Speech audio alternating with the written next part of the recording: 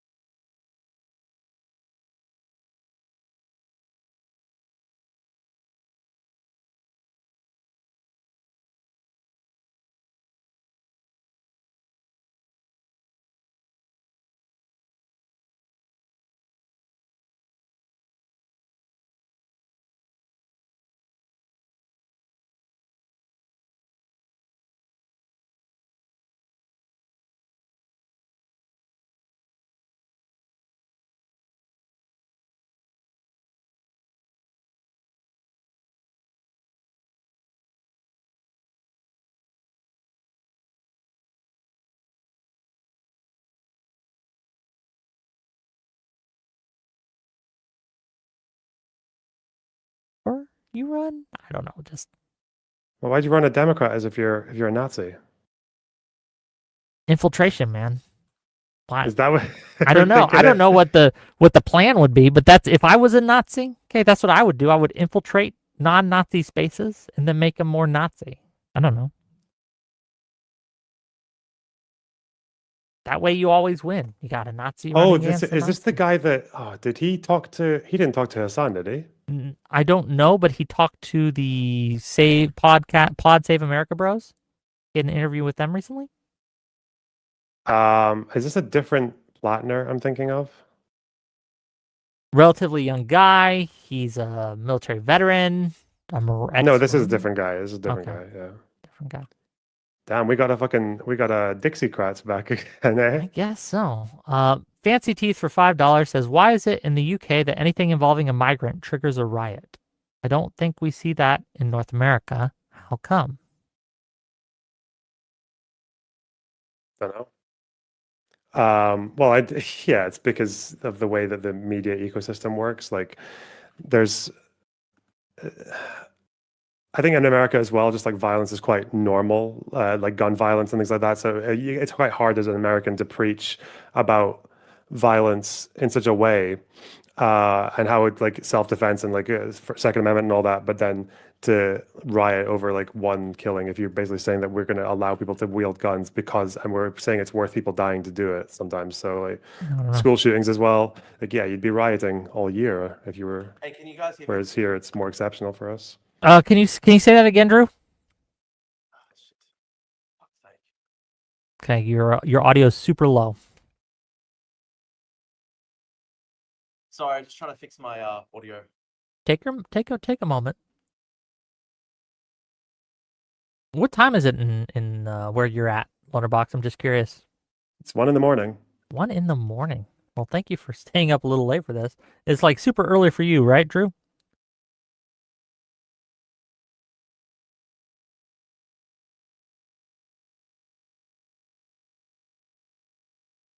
No, he'll get it. Uh-oh. Shit. Oh, he's back. Hello. Oh. Hello.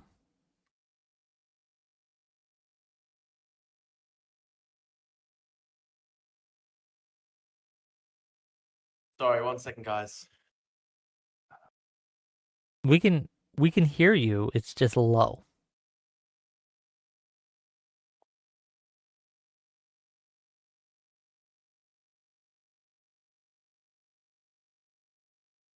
So there's some problem with my.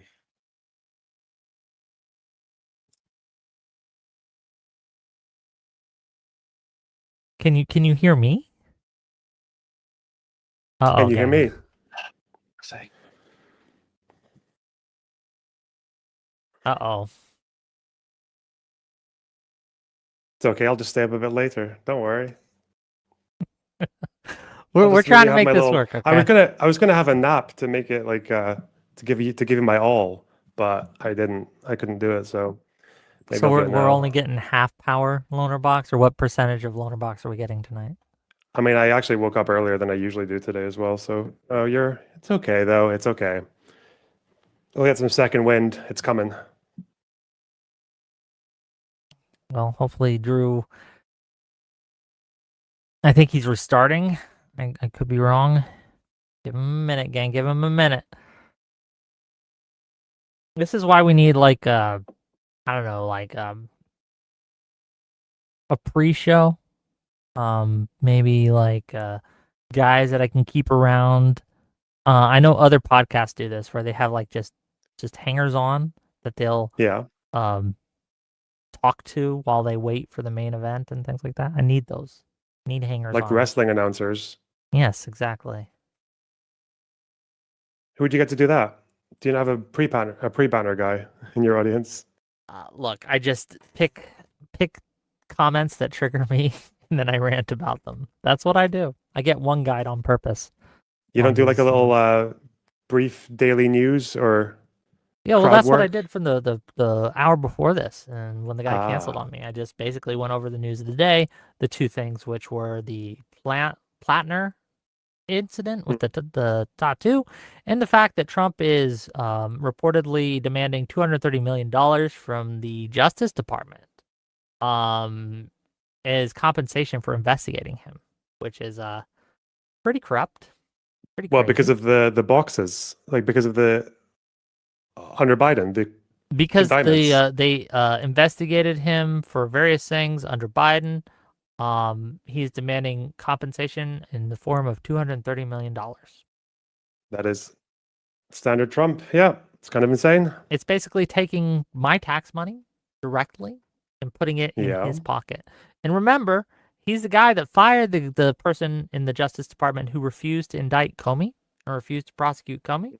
Yeah. So if someone tells him no, what's to stop him from just firing the person who told him no to this demand and replacing it? Pretty crazy. I mean, how does it make you feel as an American I don't like to watch it all go up in flames? I don't like it at all. I think it's very bad. Do you feel like you watch Trump's opposition and you think they are? I feel like with anyone who's like liberal, especially, or social democrat, or just anyone who believes in liberal democracy, I feel like they don't know what to do.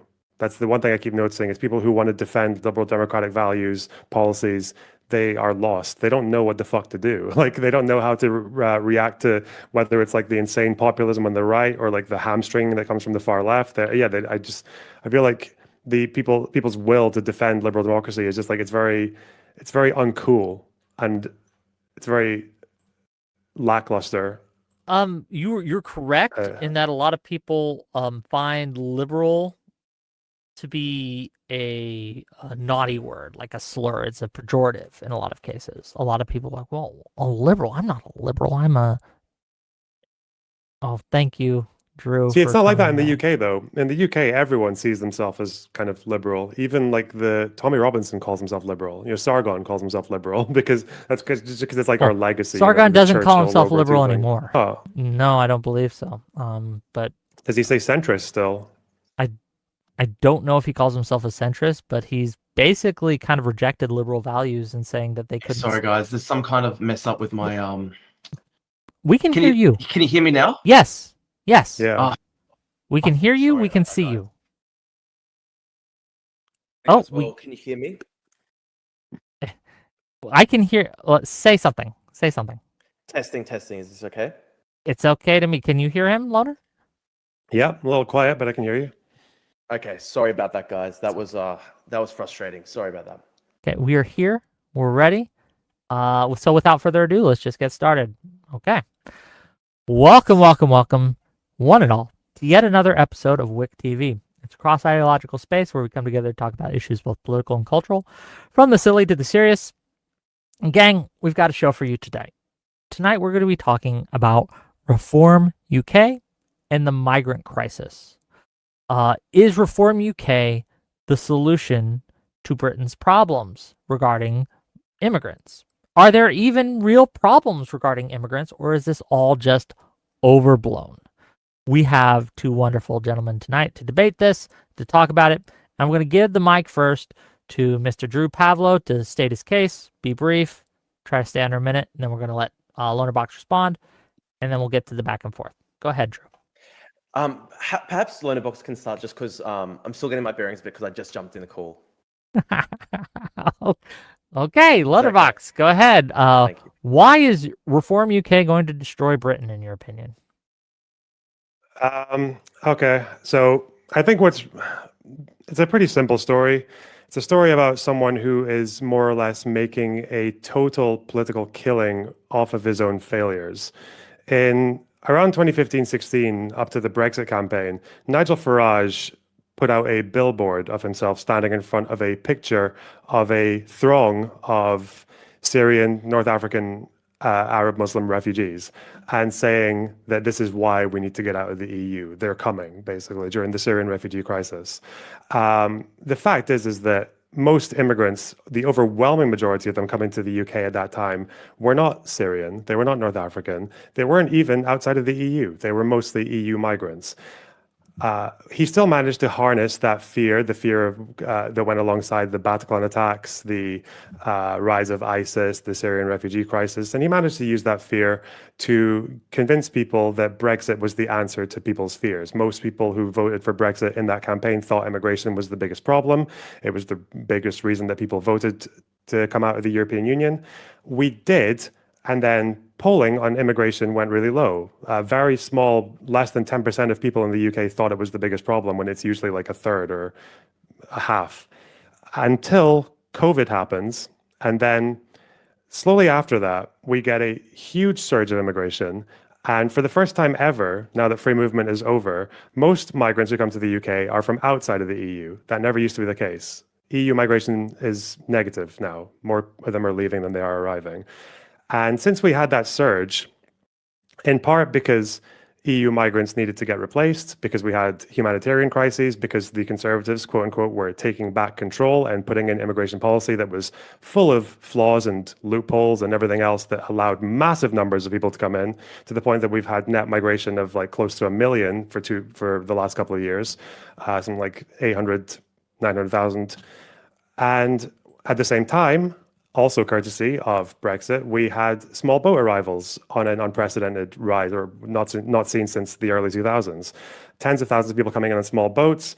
Back in the day, we used to be able to send them back to the last European country that they came from, because that was a European Union regulation called Dublin 2 and 3. We used to be able to send them back to the first EU country that they came from. We can't do that anymore. So we basically have Conservatives trying to mess around with as many gimmicks as possible to deal with these new arrivals that are clearly frustrating people. Policies like trying to send them to Rwanda for offshore processing, which was probably one of the most expensive, inefficient, inhumane, torturous, waste of time policies ever. I think they got like less than 20 people deported and spent millions on it. Followed up by immigration policy from the Tories that was just completely ham-fisted on student visas, work visas, you name it, to the point now that basically we are in a pretty unprecedented spike in immigration that is almost entirely the making of the person who is making the most profit off of it, who is Nigel Farage. So right now we have, again, for the first time in quite a few years, almost a decade, is the biggest problem for UK voters is immigration. And it is basically just going to open the door for a bunch of city trader, millionaire, disgusting, spiv cunts to capitalize off of people's fears, capitalize off of propaganda and inflated stats and misconceptions to kind of do what they've always wanted to do, which is to use immigration as a bludgeon against everything about this country that they don't like. They want to slash welfare right, left, and center. They want to reduce taxes. Nigel Farage has for years spoken about how he wants to have an insurance-based healthcare system. We know what they want, and they're going to use people's fears to get it. And I don't really think there's anything Keir Starmer can do about immigration that is going to turn that around. It's just, that's where we are. Okay, well, thank you for being here, and I'm sure we'll get into it as we go. Drew Pavlo, thanks again for being here. What is your thoughts on Reform UK and the immigrant crisis in UK? Yeah, go ahead. Sure. Thank you. And my audio is okay? People can hear me fine? We can hear you. You're fine. Okay. So I want to very quickly explain that I'm actually quite party agnostic on this. If Keir Starmer were to lower migration in Britain and fix the issue, then I would support Keir Starmer, but he's not going to do that. I would support anyone who would do it. I don't really necessarily even like Nigel Farage that much. I don't even really like Reform that much. I just genuinely look at what's happening in the UK and I see how disastrous mass migration from extremely poor countries has been to the UK. In terms of economics, in terms of culture, in terms of the massive problem with rising sectarian violence in that society, the massive problem with rising Islamic extremism in that society. And I just see that, and I love Britain, and I see it is in a really terrible state right now. And so I would basically support anybody who would fix that. And whether it's Nigel Farage or Reform, I don't care. If Keir Starmer did it, I'd support Keir Starmer. I know that Lonerbox started going into the whole claim that, these talks about immigration are actually all just sort of like cultural war distractions to try and distract people from talking about economics, and the billionaires want to distract people.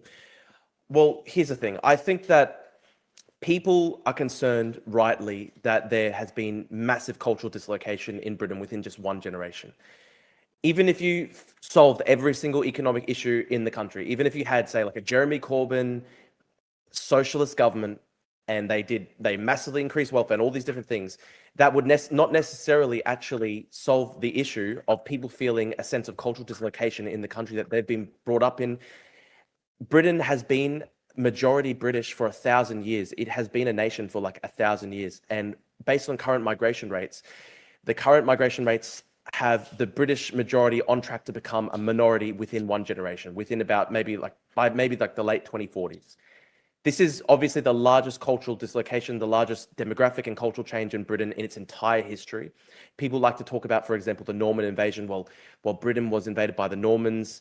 It's always been a country of migration. The amount of Normans who migrated to Britain after the Norman conquest, I think it was about like 20,000 people. I think the equivalent percentage of the population was about maybe like 2% or 3%. It was a very low number, and they assimilated into the wider population pretty seamlessly without basically leaving much of a dent. Whereas what we are seeing now is basically within a 30-year time period, the British majority, the ethnic British people, the ethnic English people, for example, in England, are going to become a minority within about 30, 40 years. Over that time period from about 2000 to about 2040, within about a generation and a half, you're going to see the English people become a minority in the country that they have basically been a majority in for 1,000 years. And so I think that level of cultural and this demographic change in one generation is always going to lead to massive amounts of political and social tension. I think it's really crazy for any country to try and run that type of migration policy. That level of dislocation and change and just basically a generation and a half is crazy. I know Lonerbox starts talking about the importance of the migrants for economics. There are 1.9 million foreign nationals on benefits in the UK right now. And benefit claims per 1,000 people from some of the new migrant communities from the third world, they are vastly overrepresented when it comes to benefit claims. Half of all social housing in London is occupied by foreign nationals. There has been... If the Boris wave was going to lead to economic growth, we would have seen it already. Instead, Britain has basically sclerotic growth alongside the largest amount of migration in its entire history. The migration is largely coming from places that are very culturally different to Britain. Lonerbox makes the point that, Nigel Farage had problems with Polish people moving to Britain during the time of the EU. I actually think that's retarded. I think it would be so much easier for Britain to integrate people from Poland than it is to integrate people from some of the poorest parts of the third world. I think it would actually be so much better for Britain if they had migration from other European countries that are quite culturally similar and have a relatively similar living standard. I think that would be actually infinitely better than the current situation, because the Boris wave seems to basically have been composed of mostly people from some of the poorest parts of the world that are very culturally different to Britain, and it has created a lot of social tensions in that society. Okay, well, thank you both for being here. I'm going to open up the floor now to see what you guys both think. Go ahead, Lonerbox, and you can respond to him if you'd like, and we'll just kind of open it up. And if you feel like you're being talked over or whatever, just get my attention and I'll make sure you get a chance to speak. Go ahead. Trying not to tune out after hearing the fear of sectarian violence as a result of immigration in the United Kingdom. It's happening though. That's, there was a stabbing attack about 2 weeks ago. Yeah, but I'm just saying it's not exactly synagogue. like I'm just saying you understand that is like not exactly novel to the UK to have sectarian violence as a result of immigration. Do you know? But it wasn't there. But this is the thing. It wasn't there until recently. So why import it? That's what I'm saying. Okay, you don't know what I'm referring to. It's okay. You said that you would support Keir Starmer if he lowered net migration. Yeah, massively. Okay, and by how much? Needs to deport people. Probably needs to get it down to like 100,000 people a year, and they need to deport a lot of people part of the Boris wave who came in the last 5 to 10 years. So he needs to lower net migration by what, like 10%, 20, compared to the Tory years? About 90%. It has to go down to like 50 to 100,000 people a year, and they have to basically start deporting people who are Islamic extremists and people who are on foreign benefits and stuff like that who are not integrating. So you acknowledge, first of all, just to start, that in the first year, given that he came in halfway through the year, Keir Starmer in 2024 has already got net migration down by half, almost half. Yeah, from 900,000 to like 450,000, but that's still a really high number, and it still needs to go down to like 50 to 100,000 probably. Where did you get 50 to 100,000 from? Why is that your standard? I think that would be probably the most realistic outcome, where Britain could actually start to assimilate the people who've already started coming into the country. You have to lower it significantly, probably by like 90%, because at the current rate of migration, there are sectarian communities forming and people won't assimilate into the majority population of Britain. That's why you're starting to see creolization. You're starting to see, like, for example, like there's literally like new dialects forming in Britain right now. For example, multicultural London English is like literally a new dialect of the English language, and has been for like decades. I don't. Yeah, I know. New languages forming because net migration has been quite high for the last couple of years. Before then, it was like 200, 300,000. But why are you? What metric are you using to say that 90,000 or 100,000? Why does it have to be that? Is 200,000 like going to cause sectarian violence and creolization and all that shit? But 100,000 wouldn't. You know what? You could have 200,000 Poles come a year and it'd probably be fine. If it's 200,000 people from Afghanistan and from the poorest parts of the Middle East and stuff, it's not going to be fine. So I actually think rather than the numbers, probably actually the cultural origin of the migrants that is the most important thing. So we've already had quite a lot of like net migration from humanitarian purposes. You know that from the last from the Boris wave, quote unquote. You know that like about 30% of that Boris wave was Ukrainians and British nationals from Hong Kong. Yeah, and they're good. They're good migrants. Lonerbox. They're not creating terror attacks. They're not stabbing Jews at synagogues. They're integrating pretty well. So your issue is that you think migrants are committing more crime? Is that the issue? Yeah, and that is absolutely the case. So, for example, you can actually look at the statistics, and about one in three sexual assaults in Britain in 2024 was committed by people who are foreign nationals. 1 in 3 sexual assaults. Yes, that's an actual stat. Where is it from? I can get it up for you 1 second. So the foreign population of Britain is 10.9%. Foreign national share of rape convictions is 22.1%, rising to almost 30% when considering people with unidentifiable nationality. Foreign national share of sexual assault convictions is 26.1%, rising to almost 35%. No, I'm not asking you to recite it from me. I'm asking you where you got it from. Yeah, I got it from Matthew Goodwin, who was citing freedom of information requests. Okay. Do you realize that on ONS we have recorded stats of sexual crimes? I don't know why you would need to do an information request and go to a Matthew Goodwin. I mean, but that's a stat though. Like, are you denying it's that a stat? Well, I can find you stats from the. Would you be more convinced by stats that are actually from the government? Or so the Telegraph, for example, foreign nationals convicted of quarter of sex assaults on women, and then a further 8% are offenders of unknown nationalities. So these are official figures, Lonerbox. These are literally official figures. Well, wait, how do you know they're official figures? Where it's according to the ministry. It's according to the Ministry of. Drop it in the group chat, I'll send and you I the will link. bring it Yeah, up, I'll and we literally can send see you. it on stream. How's that? Yeah. I'll Drop send it in you the group chat, and I will pull it up, and I'll dropping the link to you right now. And I'll just find you what is actually on ONS. 1 second. Like these are literally the stats. Well, like very easy to find out. So once you drop it in the group chat there, I will pull it up on stream, and we will be able to see it. I don't know how to drop it in the group chat, so I'm just going to send it to you, Wick, personally. No, okay. In a that personal works. message. Whatever and then needs. you can put it in the chat for me. Yeah. Okay.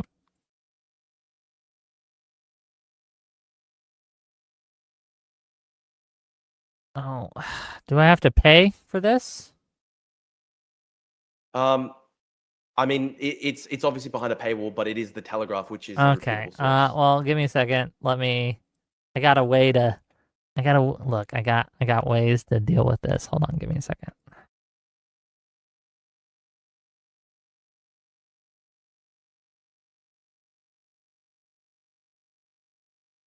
And the thing is, you can actually see very similar statistics all across Europe. So, for example,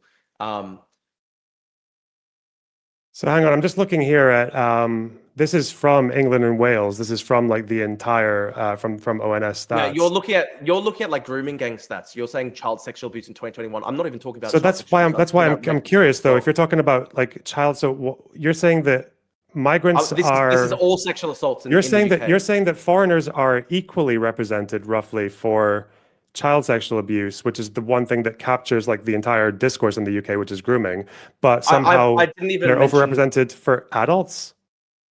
Yes. So foreign national share of rape convictions is 22.1%, and then a further 8% have unidentified nationality. Many of them would obviously be foreign nationals as well. Wait. Do you know what unidentified nationality means? I mean, obviously it's unidentified, but it's not getting logged. This is why people struggle to get information from police units about grooming as well, because they request data, but for the majority of the time they just don't log the ethnicity of the offender. Okay, but that could be white, that could be Muslim, that could be anything. Okay, even if you ignore the 8% that are unidentifiable, though, it is a verifiable fact. Foreign national share of rape convictions is 22.1%.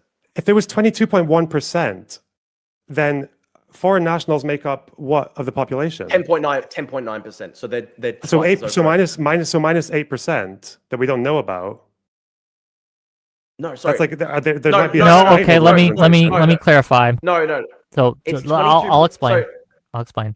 So what this article is saying and what Drew is claiming is that we have 22.1% that are known, according to this, to have been done by foreign nationals. There is, in addition to that, 8% more that is unidentified, whatever that means. That is the claim. So it's not 22.1 minus 8. So the base level here is 22.9% of foreign 22.9% of foreign nationals. That's the base level, and then 22.1%. It could be as high as 30. It could, 22.1, and then it could go as high as 30%. Determining based on how many people in the unidentifiable bracket would be foreign nationals. Even though for the UK, we know that from people trying to investigate grooming gangs that people are more likely to log the ethnicity if they're a foreigner because they find it more relevant. No, that's actually not true. So if you look at the Casey report into the grooming gangs, the recent one, that actually found that there was a systematic underreporting of ethnic data. She's found that there was systematic shying away from reporting ethnic data. That's not what I said. Yes, there's, as in general, most stats don't have ethnicity next to them from older data. That doesn't mean that it's underreporting foreigners. So I can actually, I'll quote you the case report. It says the ethnicity of perpetrators is shied away from and still not recorded in 2/3 of cases, meaning it's not possible to draw conclusions at a national level for grooming gangs. So you're saying that that's exactly what I said. Obviously, so it is a different. So there's two different things here, right? There's the grooming gangs, and then there's the share of sexual assaults committed by foreign nationals. And you're saying that in a lot of cases, there's not proper reporting. But we're saying that literally as a baseline percentage, it's 22.1%. That what I pointed to. if you consider, then there's another 8% of that are unidentifiable, and then the rest are like, say, British nationals. Okay, and what is this from, Loner? So we're saying that we've got 21 versus foreign nationals are what I think in 2021 they were 16%. 10.9%. 10.9% foreign nationals. Born abroad, it's 16 from the 2021-22 census.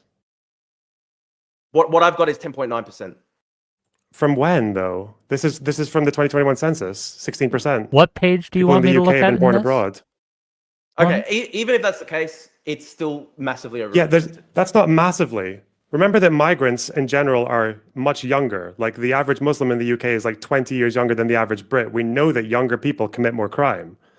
So you would expect a slight overrepresentation of a few percentage points. Okay, why would you expect that though? Because they don't have to be in the country. So it's a question: why do you want them in the country if they're going to? So we don't. But you're in favor of some immigration. Your arbitrary standard of 100K for some reason, but.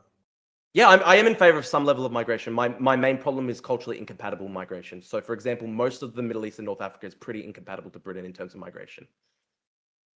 In what way? In terms of when they're here? So you said crime.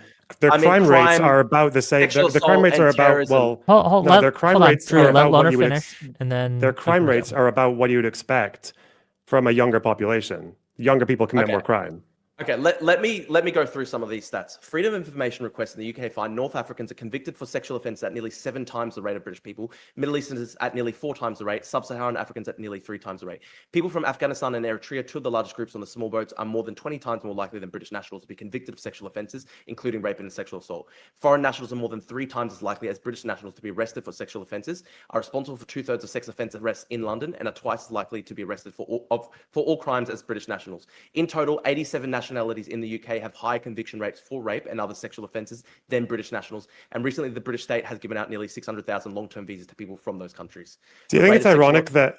That this person that you're quoting from, who is saying that they got it from a Freedom of Information request? I'm guessing they didn't show like a table or anything or like a government data that they actually got from that, right? I mean, I'll send you the link. I'll send you the link. You can tell me if you've read it. Is it yes or no? Yeah, it's data from the Ministry of Justice. It's literally data from the Ministry of Justice. So you'll have to explain to us why the Ministry of Justice is wrong on this.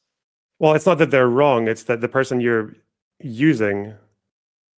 What did they give from the Ministry of Justice? Because when you look at crime rates across ethnicities, when they break it down by nationality, whether it's Bangladeshi, Pakistani, Arab, white. It seems to be that overall, in general, for crime, including when you account for indictable offenses, which are the ones that are the most serious ones, the ones that are most likely to get you in jail, these groups are not as overrepresented as you're saying even for indictable offenses. So why would it be that in general, government data, which covers crime quite broadly, that's what you get when you look in ONS, you get crimes, you get indictable offenses, you get minor offenses, you get stats for that. And it seems that the representation rates are a little bit higher, which can be accounted for by them being a much younger population. So it's just weird that ONS is telling me that, this guy is saying they got a Freedom of Information request and they found one crime in particular that has a lot more representation. I mean, would you say that it's literally just because they're young, or do you think there is any level of cultural aspect that could lead to higher rates of offending against women? In the UK? Do you think, for example, that like Pakistanis have a better culture for feminism and, respect towards women than the UK? Probably not, which is why their offense rates are a little bit higher from well, not ONS, just a little bit higher, about 2% higher than whites. Well, again, ONS has them at 2% higher than whites, but okay, so it seems to be for crime in general. Okay, I have cited to you sources that show that up to a quarter of all sexual offences in Britain are basically imported by the government through mass migration, and that is Ministry of Justice statistics, and you don't really have an answer for that. Well, why does ONS not show you stats for rape in particular? Why can I get this on ONS? But I'm giving you the stats right now. I've given you the sources. I've given you the news. Well, I'm asking you to explain then. Why are they about equally represented on on general crimes and even indictable crimes, but just for some reason you've gone to a Telegraph source and found. But it's not the Telegraph. It's Freedom of Information requests based on ONS data. So you've told me it's Freedom of Information requests based on ONS data, but then Ministry of Justice. Why don't you read the article? Why don't you read the article? The Well, you're Ministry of telling me- Justice gave the data. The Ministry You're of telling Justice me gave the different. data. You're telling me two different things about the same article. So I mean, you can link it. I'm still looking at your. I'm looking Yeah. at the DMs. I can't see a I'll link send it. here. Okay, I'll send it to Wick. You can put in the shared group chat. Me, you, and Lonerbox have, right? You I was trying to do that. It didn't work, but I'll just send it to you, Wick. okay? And then you can hopefully put it in the group chat for me, Okay, please. sure, I can do that. In any case, if your issue was crime, wouldn't your issue be with Windrush, with the black population in the UK more than the Muslim population? Because their crime rates across the board, and including in indictable crimes, are actually quite a bit higher. Why focus on Muslims? Obviously, I mean, there have been obviously a lot of problems with the Windrush generation too, but I think there's more problems overall with the Islamic community because there's also terrorism to consider as well. There's also the grooming gangs. Well, terrorism counts as crime. I think it's like 1% of Muslim prisoners are in jail for terrorism. So what? Like, there shouldn't even be zero. There shouldn't even be one in the country. Why would there be anyone in the country who's a terrorist? I don't know. Why do we have like local white terrorists? Why do we have like Darren Osborne running his vehicle into a mosque and killing people? Like, why do we have that? Okay, You know? Of course, for any population, you're going to have violence. Yeah. Yeah, but like, why would you choose to bring in a population that commits terrorism at a pretty high rate? What do you mean a pretty high rate? Do you have like ONS data on terrorism rates from Muslim immigrants as well? I mean, we could just literally point to, all the recent terrorist attacks that we've seen in Britain. Like, for example, 7/7. That's not stats. That's not statistics. 7/7 was like almost 20 years ago. Yeah. We have serial killers. We have like Fred West. We have Jimmy Savile. We have like, what are you talking about? Yeah, but here's the difference, Lonerbox. Drew, just real quick. There are British native-born serial killers and evil people, yes, but it's a choice to then import people who do that into your country from a foreign nationality. So this is from the article that you linked, Drew, and I have it up on the stream screen. You can read. It says and this is fact checking basically the Farage's numbers here. Says our estimates conclude that Afghans are closer to 3 times more likely to be convicted of sexual offense than someone born in the UK, rather than 22 times. I mean, yeah. Although limitations to the data, let me finish. Yeah. Although limitations to the data, which we will explain later on, mean that it is not currently possible to make a fully accurate conclusion. Yeah, because do you know how many Afghans who were convicted in the space of 2 years that they based this data on? 77. That's 77 too many. That is going to be your response. Yeah, but that is literally the answer. Out of how many Brits who were convicted of sexual violence at the same time? 14,270. But can you explain though, like, why would you want to have 77 people who are rapists from a foreign nationality in your country? Probably because in terms of any decision that we make, whether or not when we choose to allow certain communities that are more crime-ridden to have babies instead of aborting them and doing eugenics, the same reason that we do immigration is because generally when you have large numbers, is what? Okay, well done. I don't want eugenics. Yes, well done for following what. Okay, well, why not? Because why would you want to have a population that commits more crime? Like in Carlton and Glasgow, those people commit. I mean, like in country. So just don't let them into the country. You're against eugenics, but not immigration, even though the idea you're saying that because a non-zero number of these people commit crimes, that's a reason to keep them all out of the country. Yes. Poles commit crimes. Irish people commit a lot of crime when they came here. But much lower rates. The rate of Irish immigration crime rate was. I've got a great. Much lower. A great statistic. So here's a great statistic. Drew, did you just say that the rate of Irish immigrants coming to the UK in the 18th was much lower than the rate of Muslims today for crime? No, I didn't say that. I was going to. Okay, you walked it back. That's fine. Okay, good. Because that was fucking mental. What are you talking about? I didn't even hear what you said. What I was going to say, I was going to point, for example, because I was trying to get to my next point. I was going to quote to you, for example. So these are statistics from Germany, for example, and they're quite similar to Britain. You see these statistics basically similar all across Europe. The data in the Drew, you just quoted data based on 77 Afghans in the space of 2 years, as opposed to 14,000 people convicted. I'm not going to let you skip over to another different country where I'm less familiar with the data collection that they have and with the whoever does their national statistics as well, if you can't even be accurate on the UK one. Like that's an important detail. That's an important detail that this data came from 77 Afghans. 77 rapists, yes. And? So even if 77 of them Even if out of 1 million Muslims, if 77 of them are rapists, you want to, yeah, that is an excuse to keep them all out. It's not just 77. What do you mean? No, if it were, if it were, you're saying 77 out of the Afghan population, because between 2021 and 23, we had a good like 10, we had quite a few thousand Afghans come to the UK because of the refugee crisis. So when you're saying that 77 is enough to exclude an entire nation, then you would exclude any nation. You'd exclude Poles for that. Well, no, let me explain to you, right? You're familiar with the fact that the vast majority of sexual offences in Britain are never result in convictions, correct? So you can just make up the stats? No, but that is true though. It's true. The vast majority of sexual assaults in Britain never even end up in a conviction because it is very hard to get rape convictions. So yeah, and that means that the rate from everyone would be higher, doesn't it? Yes, but it also means that the 77 rapes from the Afghan community would be higher than what it was in reality.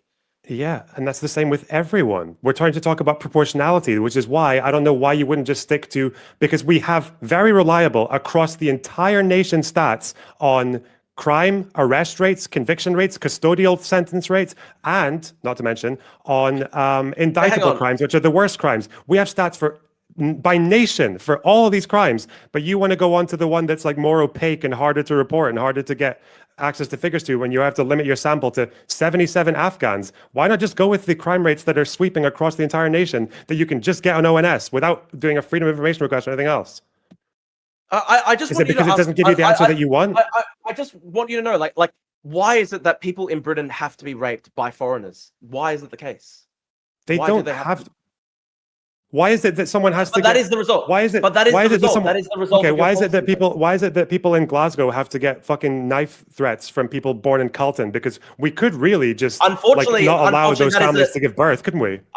Unfortunately, there is always going to be a native-born criminal element. That will always happen in every single. And there's always going to be a foreign-born criminal element, isn't there? But it's not necessarily the case that you have to bring foreigners into your country from places of the world that are very culturally dissimilar to you. So it's about culture. You don't care about the crime rates. The crime rates are not that different, especially if you count for their age. No, the crime rates are not that different. No, they're not. Hold on, just real quick. I mean, hold on, stop, Drew, real quick. I want to finish up the crime, but then I do want to get to the culture point. So we'll finish up the crime portion of this. Then I do have a question for Drew and Lonerbox, actually, on why culture matters or if it does when it comes to these things. But go ahead. I'm just letting you know what's coming. Can I respond? Yeah, I'm letting you.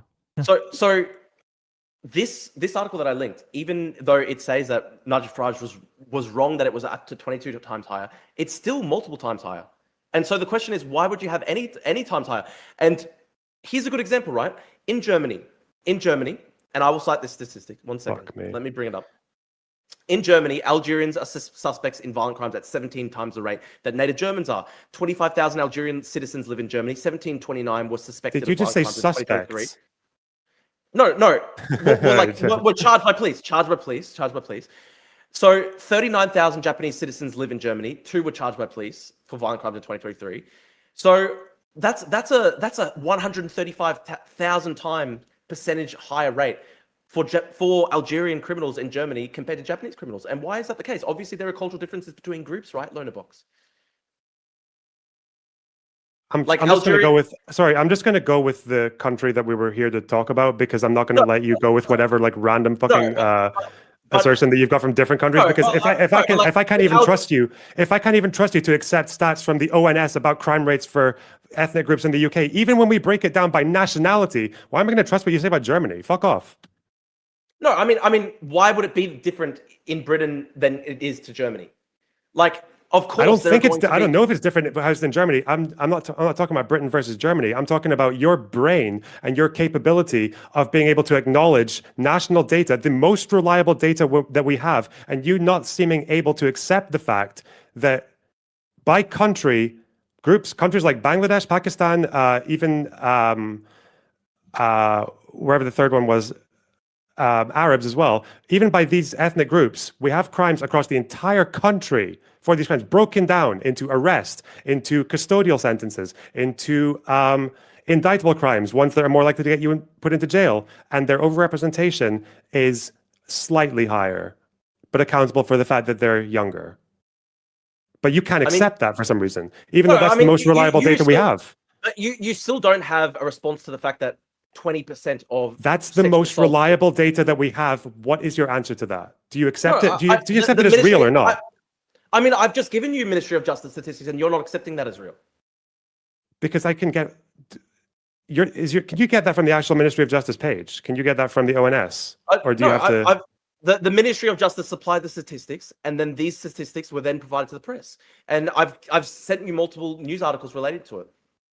So why can't you even if you if you think that they're overrepresented in this one crime, but not even in like indictable crimes for some reason, why is that? Can you accept that? Can you accept that they are somehow about equally represented in pretty much every other crime? Like, I mean, maybe you're right. Maybe. You're right. Why? What? No, not maybe. Do you want me to send you the ONS page Sure, saying that? send it through. Send it through. I still think that even if it were to be the case that, like, for example, Afghans were only 3 times more likely to be convicted of sexual assaults in Britain, then I still think that's still unacceptable to. Based on based on a sample of 77 offenders. I mean, but there's a small amount of Afghans in the community, and there were still 77 offenders. That is still.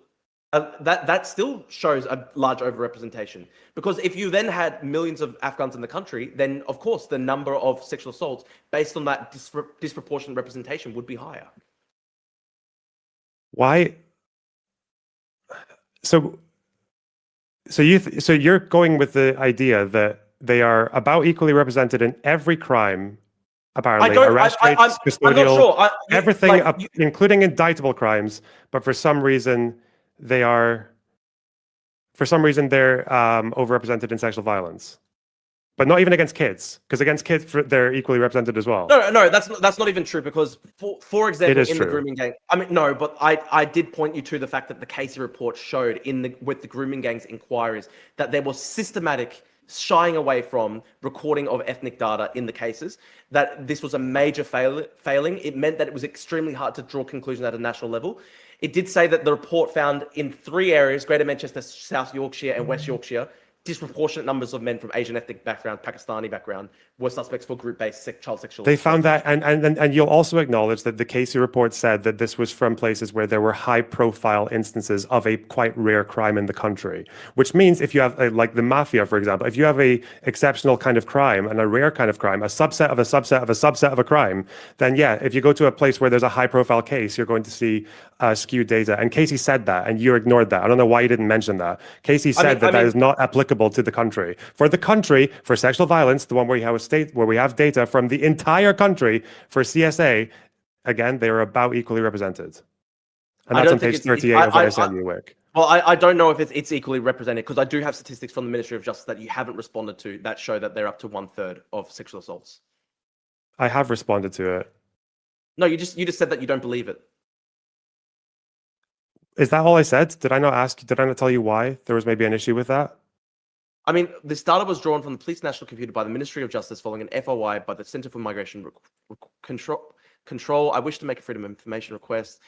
Of the 1,453 sexual assault convictions which took place, 380 were of foreign nationals, while a further 118 were of nationals recorded as unknown. The number will be foreign, and thus a number will be foreign nationals. Oh, wait. So they didn't. So they said they got the data from the government. Center for Migration Control is a think tank committed to dramatically reducing migration in Britain. Really? I know. You want me to trust these guys' word of what they heard from the ONS over the ONS itself? Why would you do that? It's Ministry of Justice statistics.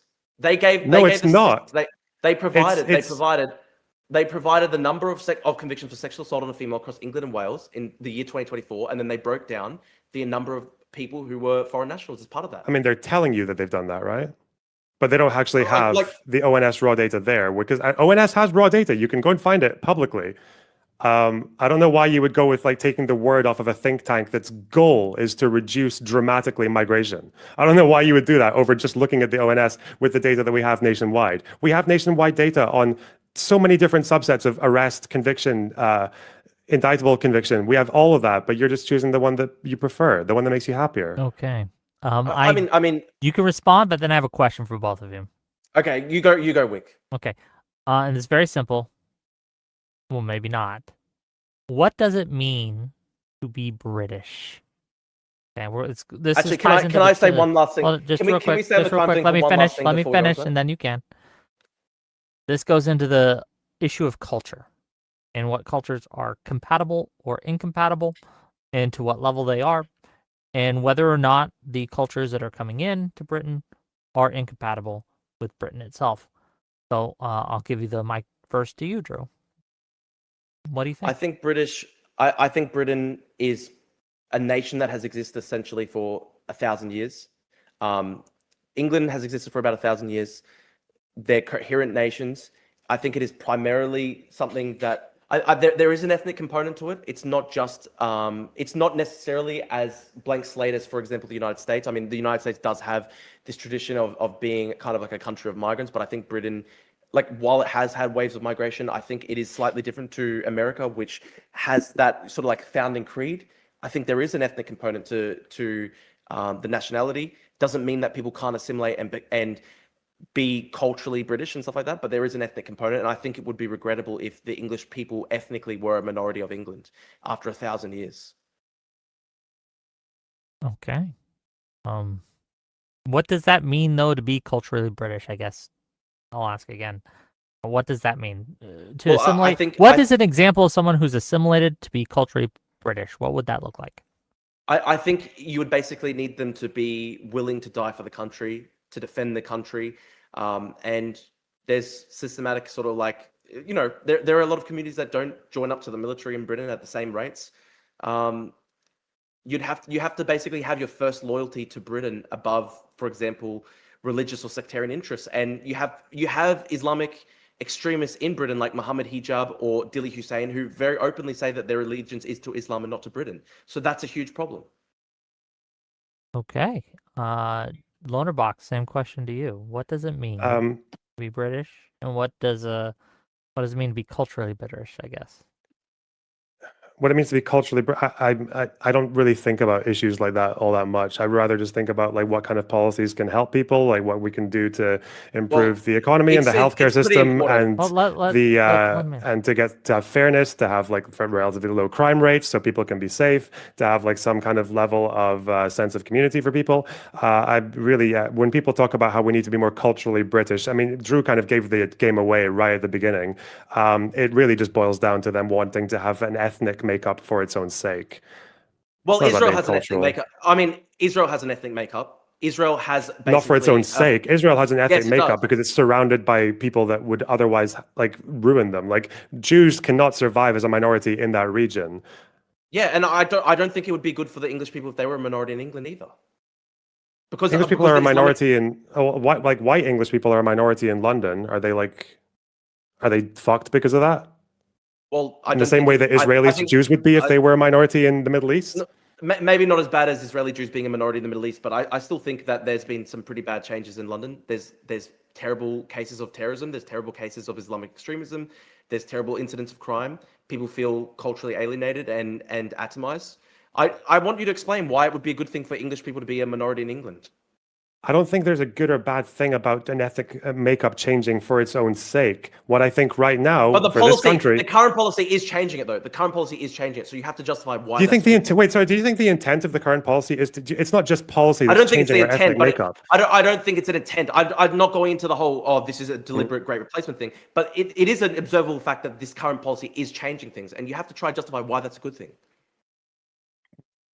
Because otherwise, we are a country that has an aging population. We are a country, Scotland, for example, its population is set to get lower without migration. We cannot sustain a national health service, a growing economy, a fairly liberal capitalist economy with a shrinking population or with an aging population. Because again, you tell me then, what is one country, one developed, successful country in the world that's a liberal democracy that doesn't take in like fairly high numbers of immigration? Literally Japan.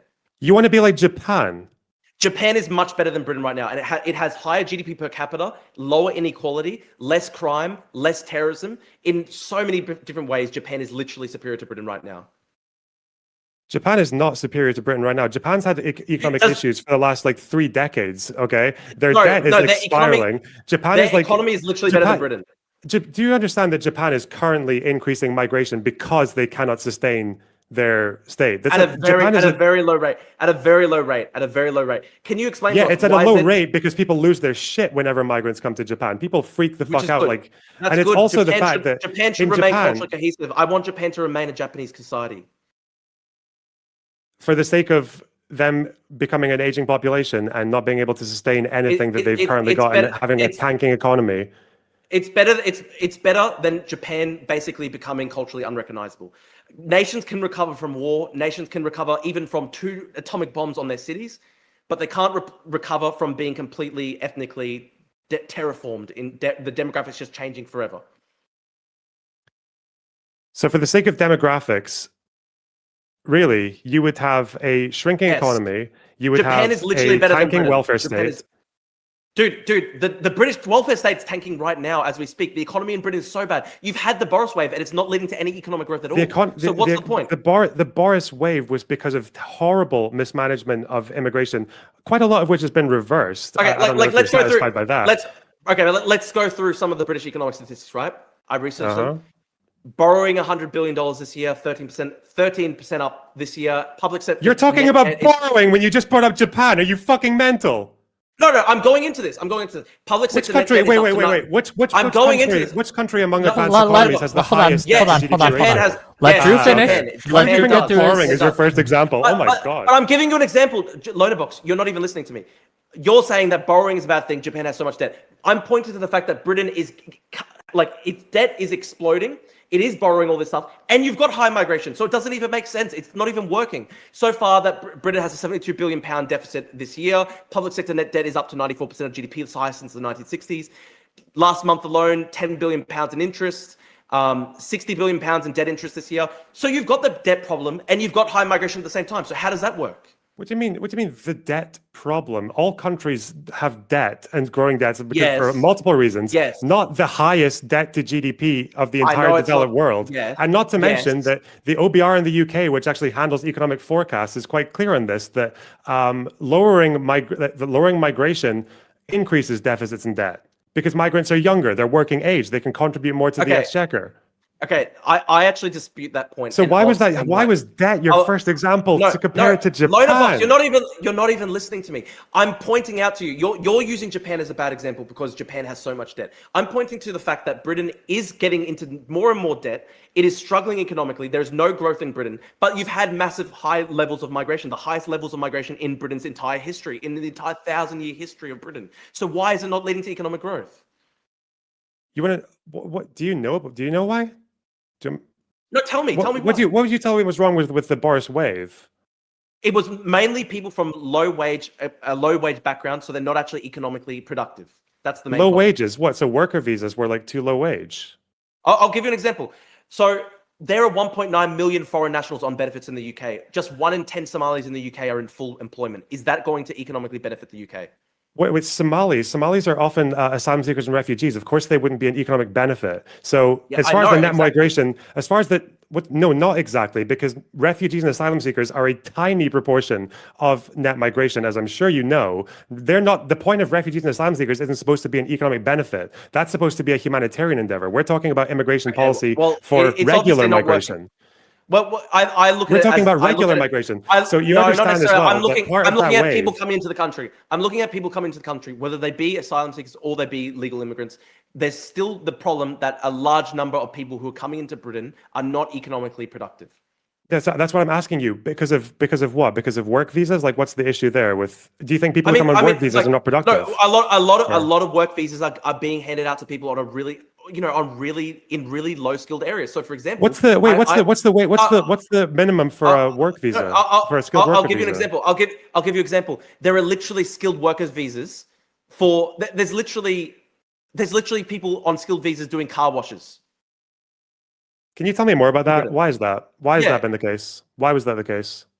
Because people are coming in on with very little skills. So why? Why do they allow that? Why do they allow that for skilled worker visas? Because they've lost control of the border system, and this same thing is no. It's not because they've lost control of the border system. It's part of the policy. They have. I'll explain to you why. What are you talking about? They have expanded. They have expanded the level. They've expanded They've expanded skilled visas to include very low skilled professions. So, for Who example, expanded in them? Australia, Who expanded skilled visas? the Tories, I'm pretty sure, did it. Okay. And do you know why things like people who work in nail salons and car washes, why they got included to skilled worker visas? Why does that happen? I think it shouldn't happen. It's a disaster. No, Tell me why does it happen? It Well, you happens tell me why. it's an exemption because of shortages. Yeah, Because you we've shouldn't had take- low unemployment for years now in Okay. the UK. We've had So like you less think- than 5% okay. unemployment. Okay, can you? So your position is literally that Britain should provide skilled worker visas for people to do car washes and nail salons. No, well, we've stopped doing that now. Did you know that? Okay, well, it's good that you stopped it. It's obviously a disaster that it happened, correct? How is it? Is it a disaster? Why? Why is it a disaster? Well, why is it good for the British economy to import large amounts of low-skilled visa holders? Well, I believe they did it because of shortages. That was why the standard salary requirement gets okay. lowered. Well, what you know what Boris actually said? Boris said recently in an interview that he was pressured by HM Treasury to bring in large numbers of people to hold down wage growth. So he literally was saying it's very open. It's to hold down. He the was wage pressured growth. to hold down wage growth. Are you kidding me? That's it. That's Boris literally said so, eh? Boris Johnson, Yes. the absolute, Yes. the epic human failure who was behind the policy, made an excuse. That's good. It worked on someone. But well, he literally said, well, yeah, he's retarded. I think Boris is retarded. Of course I do. But you buy he literally buy his said- explanation. You're very convinced by the Well, explanation no, because it suits you. It suits your ideology, right? Yeah, it's convenient Wait, to say it was to push down wages. sorry. Okay, why would I disbelieve him? It makes him look shit for saying that. So he's saying openly that the policy. No, was it designed doesn't. to He's hold down blaming British someone wages. else, and he's also using it to again fuel the I- right wing well, agenda he's- to say it was about well, wage he's- suppression. Well, he's blaming HM Treasury. I blame him for listening to HM Treasury. The whole thing is retarded. And look, it's a real thing. In Australia, we had the same thing. In Australia, there was a massive campaign by the Business Council of Australia to let in 2 million migrants post-COVID because they literally openly said that wage growth was too high. This might be the first person I've ever seen in the UK who trusts Boris Johnson's word on one of his own failures. That's insane. You wouldn't integrate at all here. Sorry, I'm trying to understand, right? Boris saying this does not make Boris look good. He looks like a retard. He looks like a traitor to Britain. He said that he's brought people in to hold down wage growth. So of course I'm going to believe him when he's saying something that makes himself look shit. He's saying someone else made me do it, as opposed to it was my own I blame failure, my him. own incompetence. Yeah, but everyone blames him. Yeah, of course. Everyone saw that and said no one's blaming HM Treasury for that. They're blaming Boris for doing that. They're saying Boris is a cunt for doing that. It makes Boris. You understand look bad. that? You understand that even before it's an excuse by Boris. He's saying these people made me hold down wage growth, and I had no choice but to hold down wage growth. And I look at that and I say, wow, he held down wage growth. What a terrible person. He's a traitor to Britain.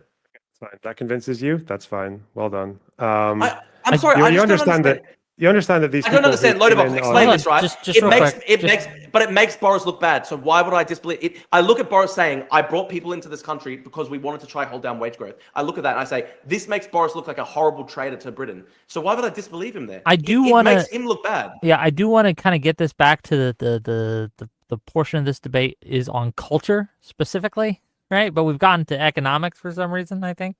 I mean, but it doesn't even explain. Well, Drew does You're seem saying, to be quite interested in the economic argument. So I mean, but I am actually interested though. Like, can you explain Lonerbox? Like, like Boris literally said, we did it to hold down wage growth. That makes him look shit. I So can't. why would I lie? I'm sorry. I don't know. I cannot explain why a politician who made a Dude, I heard you. Well, hold on. Let Lonerbox answer. You gotta let Lonerbox answer. You gotta let Lonerbox answer. You've asked him. I'm sorry. You gotta let him answer. I can't actually explain. I can't explain why a politician who had a huge song and dance about immigration causes wage suppression, despite the fact that his own study wasn't able to prove it beyond like a 1% change that was only temporary, would fuck up his immigration policy post-Brexit so bad that it resulted in the biggest wave of net migration that we've ever had, and then going into an interview and saying, "Oh yes, actually, it was the Treasury that made me do it. So not me, not my failure, not my incompetence." And yeah, I have no idea why he would say that. That's crazy. Yeah. This is just proof that Lonerbox is a debate pervert because I actually tuned into your stream before I came on, and you literally said that the Boris wage was due to wage inflation in the UK. So you literally admitted it on your own stream. Like the Boris wave was due to wage inflation. No, you said due to inflation, due to shortages, all this stuff. Wait, so it's not. Wait, so it's not what I said about it being due to wage inflation? Do you think so? Wait, are you telling me that I said on this stream that the Boris wave was to suppress wages? No, you said on your stream that the Boris wave was because of inflation. Now, the inflation was linked to wage growth, correct? The Boris wave was not. I've just never real said quick. the Boris wave was because of inflation. Real quick. Hey, housekeeping. Housekeeping, real quick. Someone get me the clip of what Lonerbox said, and we'll play it. Okay, get me the clip. It was. You can try find it. It was on his stream. I'll just have my audience do it. Let my audience do it. That doesn't even make any sense. I mean, you don't even. I think it was about 30 minutes in. It was about 30 minutes in, and it was around the time when you started bringing up your debate notes onto the screen. So it doesn't even make sense. It's not. Well, so it would be on my debate notes. My debate notes are all about the. I've got lots about the Boris wave here. I've got about the healthcare visas, the skilled worker visas. It wasn't in your debate notes. You mentioned it as an aside when you first brought it up. It was about 35 minutes in, and you said that the reason why so many people came into the country was due to inflation and shortages. Correct. It was shortages is not the same as wage growth. Okay.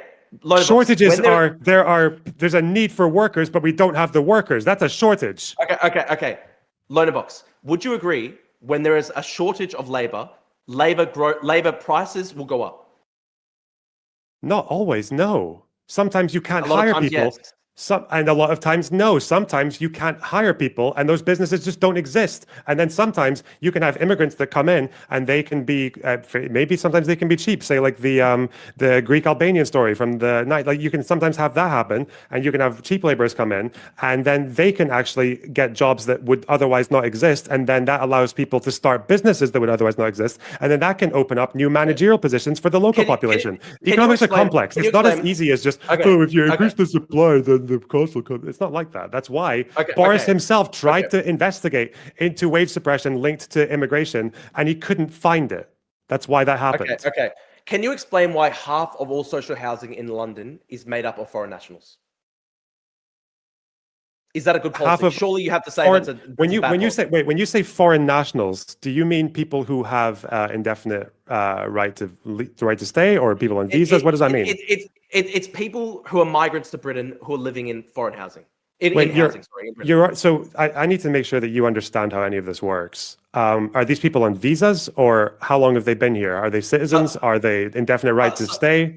Some of them may be citizens. Some of them may be indefinite right to stay. It's people who've come to Britain from another country. Or so they could literally have got British citizenship and gone on housing, and you've got an issue with that. Yeah, I do, because it's a choice to give people citizenship if they're actually not even able to economically contribute to the country. How do you know they weren't able when they got citizenship? How easy is it, do you think, to migrate to the UK right now? Unfortunately, under the Boris wave, it was too easy. How easy do you think it actually wasn't as easy? It must be pretty easy if half of social housing in London is made up of foreign nationals. I have a question for my edification. Social housing is a Just real quick. I don't actually know the requirements to immigrate. Like, what current restrictions, if any, are there on English immigration? Like, if you want to immigrate to England, if I wanted to immigrate to England, what are the requirements? The overwhelming majority of visas, you cannot get social housing but basically any welfare when you immigrate. So if you're talking about foreign nationals, like this, a foreign national can literally be someone who's been working here and living here for like 20 years, and then they got laid off. Like that can be, or a foreign national could be the child of a migrant who was here as a dependent, then they had to go on social housing. The foreign national, so it's first generation born overseas immigrants. Yes, a child can be first generation, and then they can grow up. Yes, that can happen as well. The reason that we have like a high number of foreign... And then they grow up, and then they're in social housing in London. Can you explain that? Why? They, as in what proportion of them? Most people work in the UK. If you're saying half of people, half of all social housing in London is foreign nationals. If there's a high number of people on social housing who are foreign in London, it's because most people, like about half of people in London are foreign, aren't they? Like London is a very high foreign population. Actually, this is a good question. Do you think it's a good thing that white English people only represent 20% of London? 20%? It's about 1/4, something like that.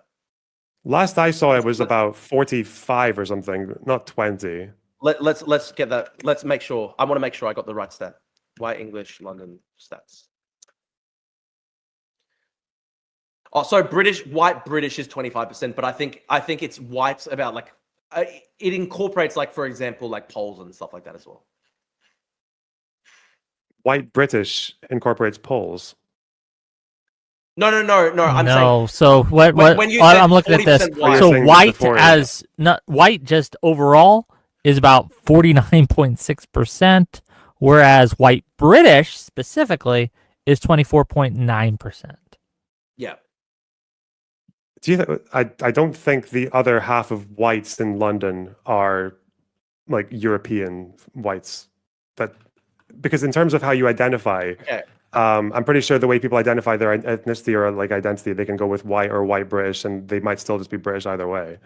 Are you asking me if it's like a bad thing that London is White like British not is majority 23%. white? No, Again, not necessarily. I'm just saying, like, do you think it's a bad thing that London, which was a city founded by English people and has been English for 1,000 years, is no longer now majority English? I don't know, you would need to convince me why that's bad inherently.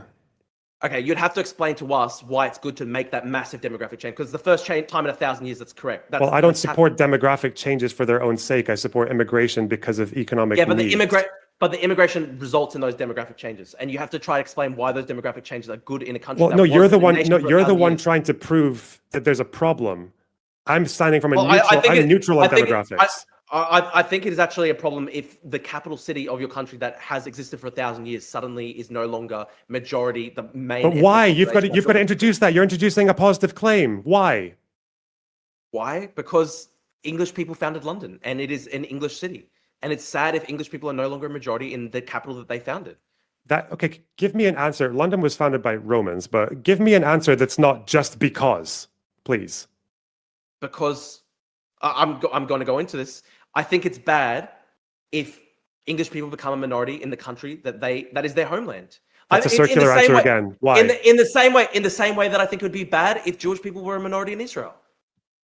What? Because they'll get genocided. Like. Well, I think there could be a genocide of white English people in Britain in about 50, 60 years' time if there was to be a massive rise in the population. Well, let me explore that. Drew, why do you think that there will be or possibly be a mass genocide of white British people in England? Yeah, I'll explain. In about 50, 60 years. Why? Yeah. Because Islamic extremists in Britain, there are tens of thousands of them. There are 35,000 people on the terror watch list. They want to kill people. It's very open. They're very open about it. They go out and they kill people. And how many terrorist attacks have occurred already as a result of Islamic extremism? Many terrorist attacks have occurred as a result of Islamic extremism.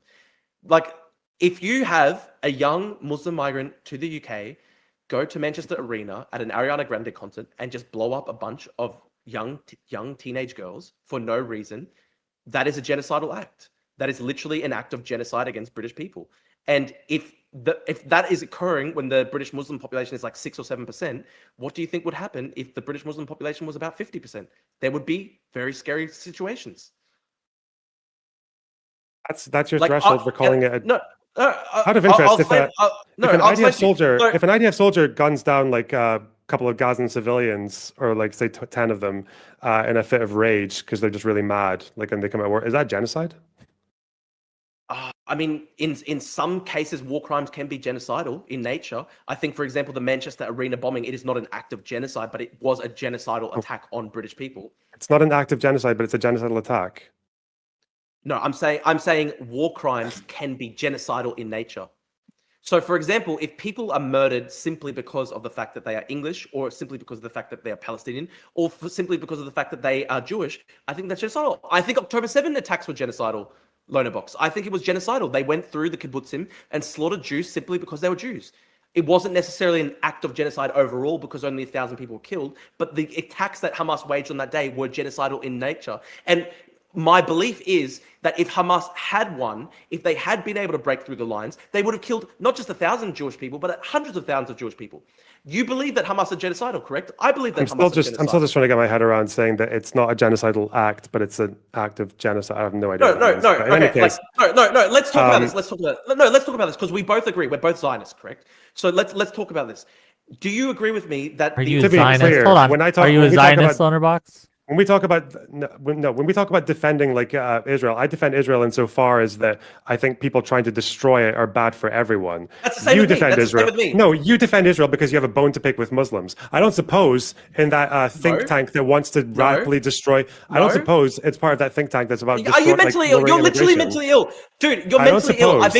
Dude, I don't you suppose were it's part of literally that think tank. Lonerbox, Convinced you that Muslims commit more murders than whites in the UK, did they? Lonerbox. You are literally extremely mentally ill because I've actually been one of the highest profile supporters of like Israel's right to exist on social media over the past couple of years. And you're saying, oh, well, you don't care about Jews. You're only doing it because you hate Muslims. Oh. No, dude, that's actually extremely offensive. And it's actually really evil of you to say that. How about have some gratitude to me? They're like, look at the world right now. Look at the world right now. Like half of all these people, there are so many young people right now who like literally want to kill Jews everywhere. Are you? This is just going to be an emotional rage. But have some fucking gratitude. It's always this though. It's always just like. But it's true feelings. though. Literally, but dude, have some fucking gratitude. Look at the fact that look at how people have treated the Jews over the past couple of years. I'm actually an ally of the Jewish people, and you're just like, oh, you only care about Jews because you hate Muslims. That's extremely offensive. I've put my neck on the line. I got so many death threats from Hamas supporters and stuff like that over the past 2 years. And then you say, oh, you don't care about Jews. You're only doing it because you hate Muslims. That's extremely offensive. Like, how dare you? Honestly, how dare you? I mean, you literally It's just extremely asserted. offensive. You literally just tried to make it sound like there's like a higher murder problem of Muslims in the UK as well. I don't suppose that your Centre for Migration Control that is definitely not partisan. I don't suppose they gave you stats on that, did they? I thought we were agreeing that in overall crime as well as the more severe crimes, that Muslims were about equally represented, slightly more, mostly because they're younger. But now you're suggesting that they've got like genocidal capacities in the UK.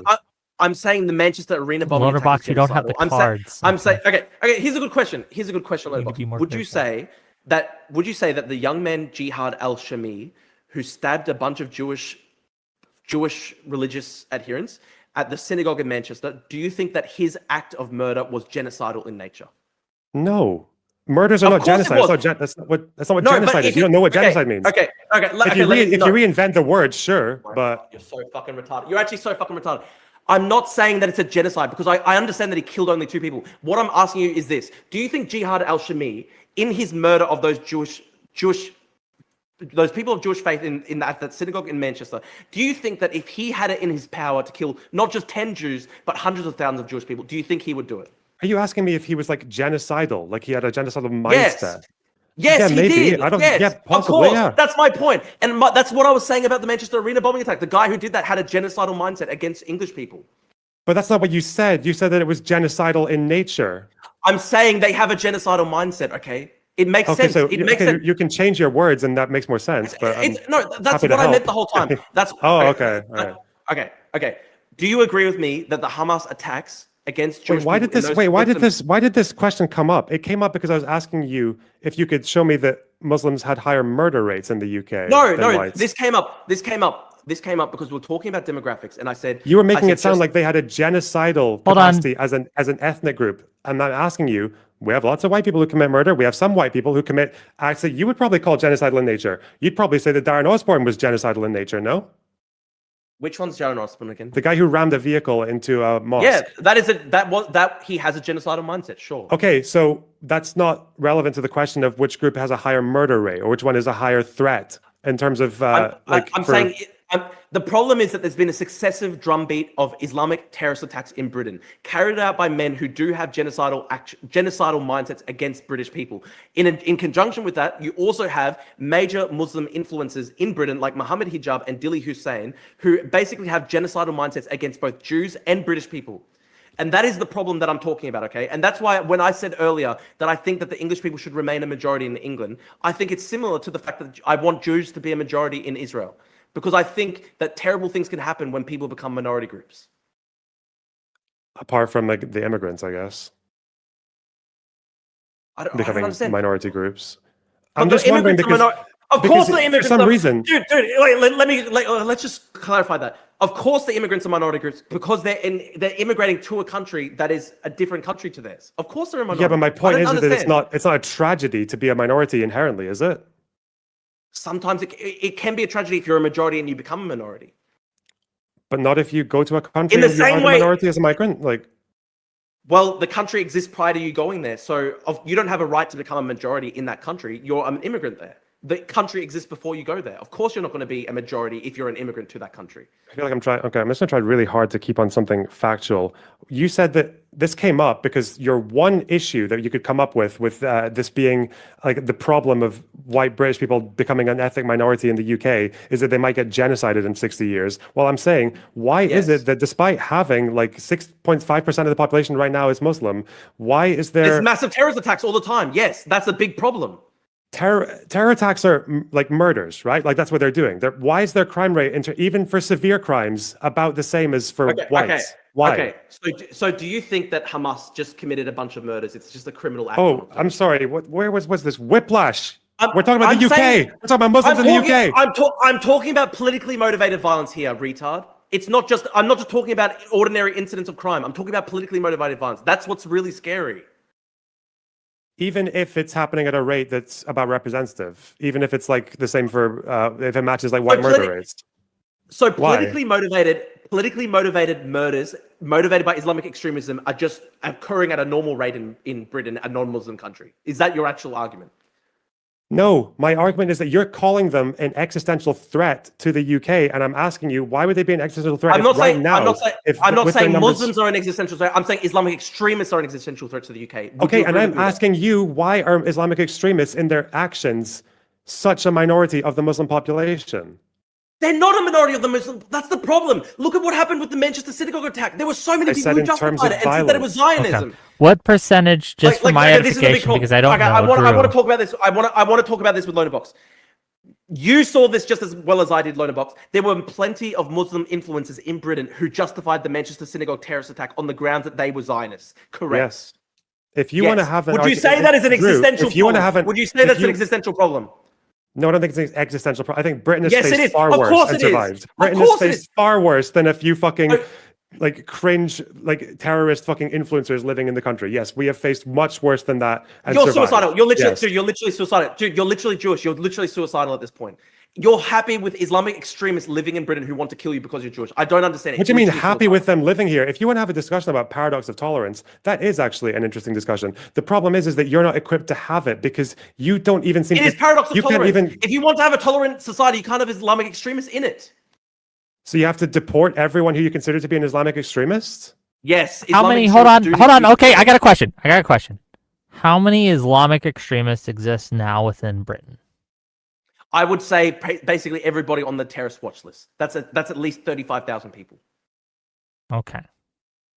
So why don't we just deport those guys, and why deport? Yeah, I'm happy with that. That's literally what I would do.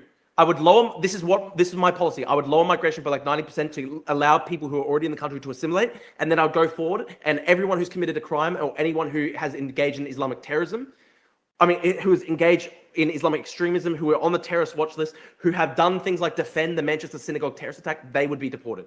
This is a good question. Lonerbox, do you think that Muslim extremists living in Britain who defended the Manchester synagogue terrorist attack, do you think that they should continue to live in Britain, or do you think they should be naturalized and deported? I don't think you should deport someone right away for their speech, no. Somebody who wants to kill you, who literally wants to behead you because you're Jewish. Yeah, there are people who have incited riots and tried to kill people in this country who are locals as well. Yeah, I don't think deportation is necessarily the right answer to that. You can't deport locals. You don't deport locals because exactly they're locals. They're part of the problem. You're always going to have a criminal native element, unfortunately. But it's a choice to have foreign Islamic extremists in your country, correct? It depends on, because if you wanted to have like a huge discussion about whether or not you can be sending people away to different countries where they might get like tortured or killed, or if they can even get sent to any other different countries, yeah, that's a difficult question. But again, you're not equipped to have the paradox of tolerance opinion because you want to reduce migration by 90%. Like that's not just accounting. That's not just accounting for extremists. There's something different going on there. You know, the current polling in Britain is like 80% want like significant cuts to migration and want mass deportations, in fact. Yes, and like something like half of people in Britain think that there's more illegal immigration per year than legal.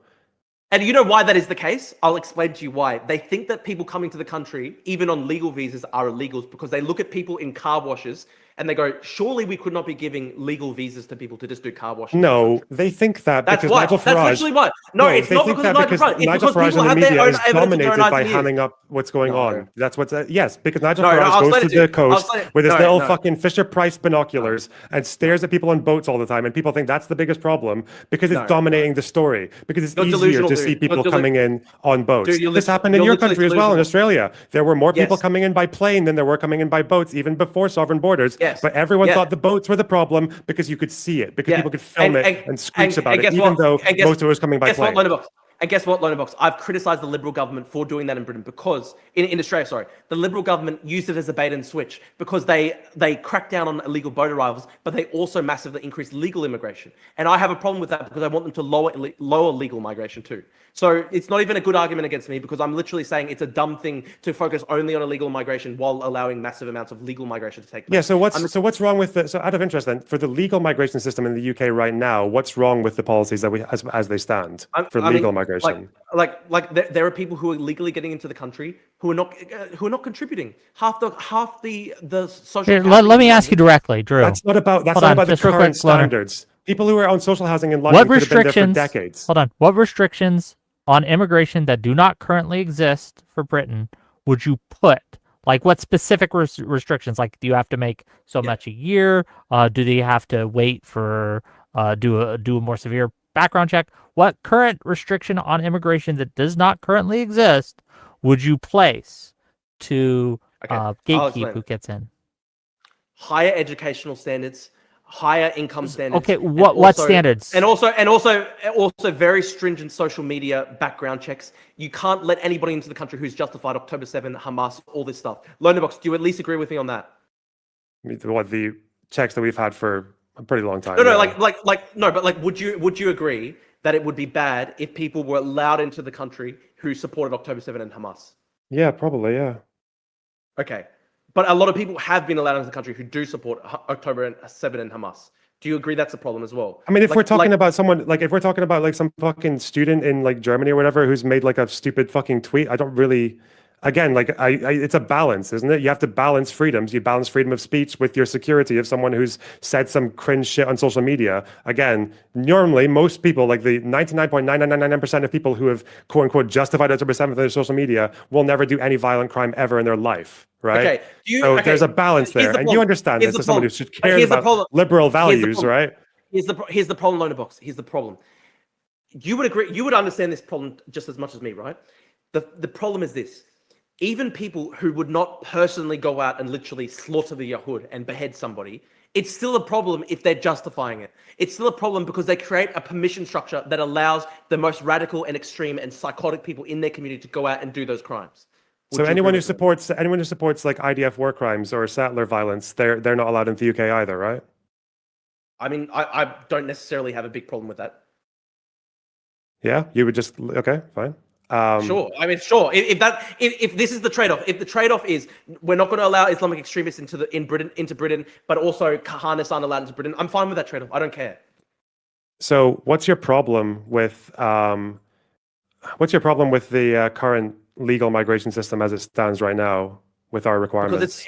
Because on the current levels of migration in Britain, the English people will be a minority in England by about mid-2040s. That's okay. I don't think you actually know. It's too large.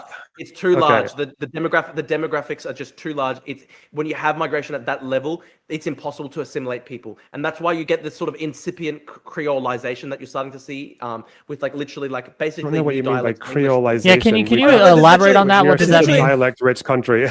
We've had migrant dialects in the UK for decades. But there's literally new English, there's literally new languages basically forming in Britain. Does that indicate that people are assimilating when people are literally in enclaves and they're literally forming new languages? The English of 1,000 years ago is fundamentally different than the English today. Is that a problem? Yeah, exactly, dude. And that's over 1,000 years. It's not in just 20 years. That's the problem, the pace of change. If in 1,000 years' time, there was different changes to the English language, I've got no problem with it happening over 1,000 years. I'm saying it's a problem when it's compressed into a 20-year time span. I have no idea what I'm talking to right now. We've had the development of migrants speaking slightly different with accents and dialects in London since the 60s, 70s, 80s. Have you been to the UK? Like, what is this dialect you're talking about? Dude, like multicultural London English is like literally almost unintelligible in some ways from standard English. So is fucking Ouija speak. I don't. What are you talking about? That is. I'm just saying, like, but that's not. like, but that's not a new thing. That's not the multicultural London speak. Whatever you call it. It's not a new thing. This is the thing.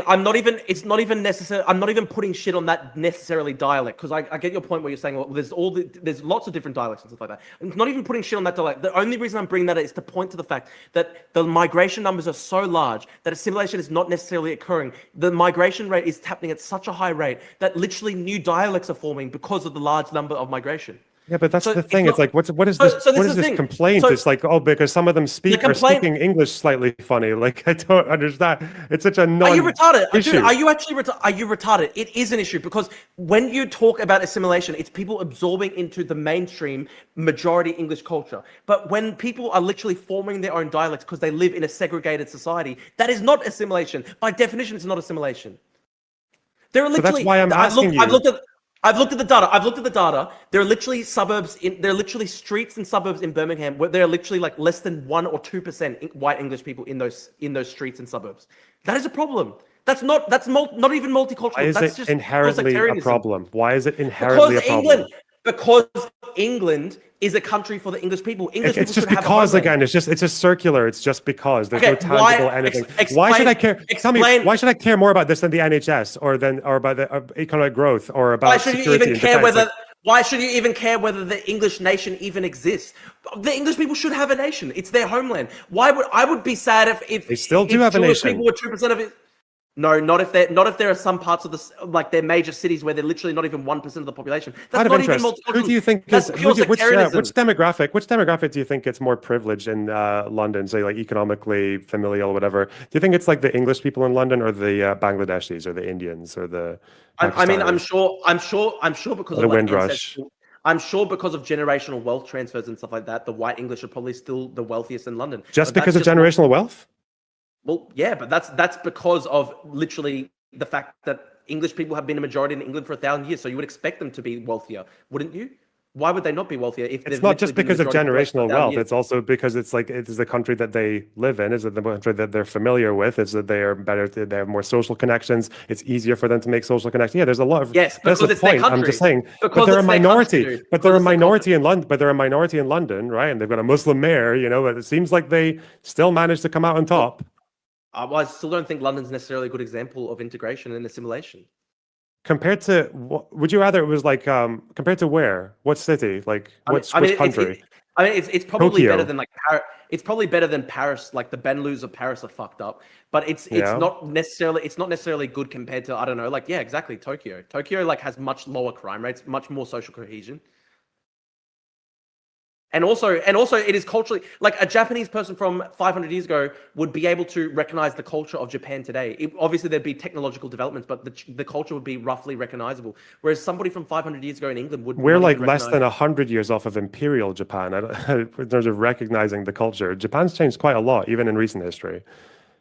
They would not recognize the Japan. Yeah, look. 500 years ago. Hold on. A Japanese guy from the the Japanese guy from the 1930s coming to 2025 Japan would commit seppuku. I mean, they would be like, this country's just done. Dude, there's still the essential cultural continuity of Shinto as the majority religion. There's the essential cultural continuity of the language, of the demographics. They look around and the country is still ethnically Japanese. Whereas somebody who was ethnically then they looked at all the anime shit. Came to London. Be like, okay. Here's a good question though. Imagine you could transport Shakespeare 500 years into the future and he's walking through Tower Hamlets. Would he think that London had been conquered by a foreign nation? Conquered? Yes.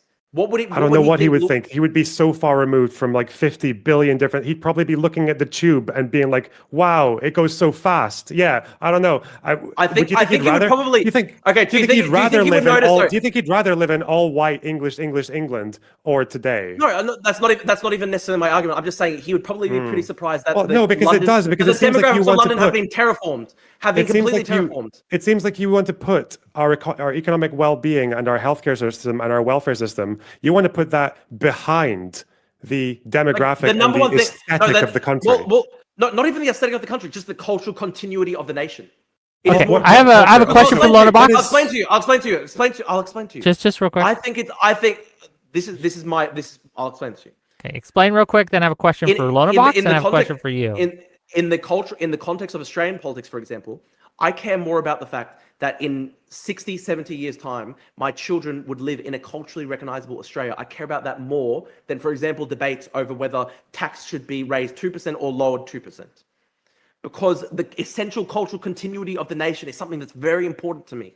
And I think it would be bad. Like, do you think, okay. Or about whether or not we can have a functioning healthcare system for our old people. Okay, Lonerbox. What do you think is a more important question in Israeli politics? Whether the tax rate should be raised 2 or 3%? I don't know why you keep trying to appeal to Israel. Israel is a country with so much more unique challenges than the UK. Like you know full well that Jews do not have the same experience with demographics as fucking white people in England. It is not a comparable experience. Why are you doing that? Dude, this is hold on. No, because we're both This is Zionists. part of my I'm this is appealing part of to a my common question for standard here. Lonerbox. Actually, It's a common standard in the fact- Drew. Well, I know you're a Zionist, so we're both Zionists. A Zionist in what sense? And what? That I think Israel shouldn't be destroyed. That's as far as it I'm the goes for same. me. That's me. Same with me too. So just because I think Israel shouldn't be destroyed because Jews are in a very unique position in the world does not mean that I'm going to tremble at the thought of like demographics shifting in somewhere like the UK, as they already have in certain cities. But it hasn't resulted in good things in these cities. Because if you're going to talk about demographics, Do you think it's a good? Do you think it's a good thing? Demographics. Do you think to it's me, a good thing that demographics Jewish? is just. Do you think it's to a good me, thing that Jewish? Demographics is just about it's your ethnic makeup, it's your origin, your national origin. It can be about culture and preferences, but you'd have to show me why there is a specific reason why this or that demographic can't be a minority. I can make that case. Okay, hold on. No, I'm gonna throw Fag on the play because this question goes directly to his point, and then I'm going to have a question for you, Drew, and we'll bring you back in. I promise. Lonerbox. Okay. Do you understand why, again, historically, when a culture or a group has gone from the majority to the minority, they usually get less wealthy, less favorable conditions under the law. They tend to be persecuted to various degrees. You can understand why a person who is in the current majority might not want to become a minority. Could you understand Actually, sorry. I just worked out. I actually didn't realize this Lonerbox. Sorry, I genuinely thought you were Israeli, but you're Lebanese instead. Sorry, I didn't realize. We all look the same, man. It's all they all look. Well, I'm Cypriot. I don't see color. I mean, we're literally ethnicity, Levantine. actually. No, but like we actually literally are. I do want Lonerbox to answer my question though. What about being a minority? Yes, you understand why someone who is currently in the majority makeup of a country might have issues or fears or problems with becoming a minority because of, again, historically, when you go from majority to minority, when you go from majority to minority, you usually get less wealthy. You usually have a lot more persecution under the law and things like that, and you less favorable to you overall. So you can understand why someone might be hesitant about that. I think it depends on quite a few. There's nothing inherent that guarantees that, right? So it depends on how you manage it. It depends on how you manage it has like tended immigration. to be the case over history. Not every time, but a majority. Okay. At the same time, that happens in the UK, even if we stop migration completely. White people in the UK don't have as many babies as foreign-born people. But again, there's always this problem with projecting a current trend into perpetuity. So people make those estimates that Drew did about 2075, whites will be an ethnic minority in Britain. It's not 2075, it's like 2040. No, it's like the mid-2040s. I looked up the article. It's no, it's literally mid-20. It's mid-2040s. It's literally in some portion of the future. Got it. Okay, we'll go on. Yeah. The fact is that no, let Lonerbox answer my question, then I'll ask you a question, Drew. I promise. Okay, you gotta let Lonerbox finish. In 15 years, we will be less than 49% fucking native born. Okay, sure. The fact is that when you project a current trend into perpetuity, say an unprecedentedly high spike of net migration, which has already been cut in half within a year. If you take that and you also take into account birth rates, which are also declining for locals as well as for migrants, because when migrants come here, they actually, they have less babies than they would when they're in their host country. That's because, like, despite what a lot of people say, they do generally become a little bit more like us. Even in terms of, that's what I said about the grooming gangs, they commit similar crimes to us, because doing that, like taking young girls into a car with alcohol and drugs, and that's what locals do in the UK. That's what local No, it's not, dude. abusers It's do in the literally UK. not. That's fucking insane. It's literally. You don't live in the UK, Drew. You have not grown up in the UK. Okay. You don't know. Lonerbox, You don't know. Lonerbox. It is literally a fact that some of the ringleaders who were convicted in court screamed in court that they did it because the girls were white British. Yes, because someone screamed at a girl calling her a white slag in court. That does not change the overall nature of the crime. No, they literally admitted that it was racially based. It wasn't just that they were white slag. They said we did this because the white British raised their kids as sluts. Really? That's what he said. Okay. So that changes the entire nature of the crime. Then I think they were genocidal. I think the mindset was genocidal. I think the mindset was genocidal. Oh, it's genocidal. It was. Grooming. Okay, I see. Yeah. Yes. Well, the rape gangs were the mindset behind the rape gangs was genocidal. 100%, 1,000%. Believe it or not, and this is probably why all the people who write these reports did not say that, Drew, the professionals who actually understand these criminals and these people and the victims, people abuse and rape for the same reason that every ethnic group does it generally. It's because they think they can get away with it. It's because they like power. It's because we're fucking animals at the end of the day. Okay. Let me dispute that. Let me dispute that. Here's a quote. The ringleader of the grooming gang. Let me explain this. The ringleader of the fucking listen to me. The ringleader of the Pakistani men convicted of child rape in Rochdale, quote, "We are the supreme race, not these white bitches. White people trained these girls to be so much more advanced in sex." Like, he literally said he's the supreme race. Do you think that's not a genocidal mindset? Of course it's a fucking genocidal mindset, dude. I don't think you know what genocide means, but you can keep saying it like it's your... That's fine. Oh my God. Okay. You're actually retarded. I'm saying the mindset is genocidal. You're speaking in... Okay. I don't... Do you deny the quote? The quote is this. "We are the supreme race, not these white bitches." Do you think calling yourself the supreme race in the context of raping somebody is a genocidal mindset? One of these days, I will stop being randomly purity tested by fucking idiots who don't know what genocide means. But I'm giving you a good example. You can't answer. You can't answer because I'm fucking right. I'm right, so you can't answer. No, I don't think that's what genocide is. That's not what the crime and the category I'm not saying that it's genocide. I'm saying it's a genocidal mindset. Okay. It's genocidal in mindset. I gotta make a little money. Genocide. I'm saying that the mindset behind it is genocidal because he said he's the supreme race. Okay. Isn't all bigotry then genocidal mindset to you? No, this is another level to just bigotry on the streets because this is somebody who raped somebody who Also, it's literally the act organized as well, a but you're child saying rape it's just the gang. mindset. The So anyone who act commits a hate coupled with crime, the anyone mindset- who like assaults someone because they're black is genocidal now? You're actually retarded. He organized a child rape gang, and then he said in the context of that child rape gang that he was the superior race, and that he did it because he believed he was the superior race. That is a genocidal mindset. Do you not agree? I feel like I'm sort of like telling a mentally ill person that their feelings are invalid. I don't understand. That's not what the word genocide means. I can't help you if you're retarded. Okay, well, what we're gonna do now. Okay, no. Let me ask one question. Okay, Lonerbox. If a white British person carried out a rape gang targeting people of another ethnicity, and then he said in court, "I did it because I believe that I am the superior race, and that we're the supreme race, and that we are entitled to do it," would you say that the mindset behind that is genocidal? It is so fucking obviously genocidal. Do you think I'm going to flip my answer because you made the offender white? But it's true though, dude. If a white guy did that, if a KKK guy did that, okay, fucking facts. If a KKK guy did that in the South, in the United States South, in like the fucking Jim Crow era, and he literally said, "I'm raping people because I believe I'm the supreme race," everyone would say that guy's fucking genocidal in his mindset. So if someone rapes a woman because he thinks that women are like kind of objects just to be used for male pleasure, is that genocidal as well? I'm talking about the fact that they brought the racial element into the equation means that their mindset was genocidal. So if it's racial, it's genocidal, but not if it's on gender or on ethnicity nationality. Religion. Do you agree that the rape of Nanking, when the Japanese soldiers raped people in the city of Nanking, it was a genocidal act? It was basically born out of a genocidal hatred towards Chinese people. Yes. Why do you think that's different from a groomer committing a domestic crime. I'm saying that a Pakistani ethnic supremacist who literally declares that he's doing rape gangs in the UK because he believes he's the supreme race, that is a genocidal mindset in the same way that the rape of Nanking comes from a genocidal mindset. Okay, yes, the groomers are genocidal. What changes exactly? I'm saying that the mindset behind the guys. No, what change? Why is that concession so important to you? I'm just curious. Of course it changes, because if there are people doing genocidally, why does that change?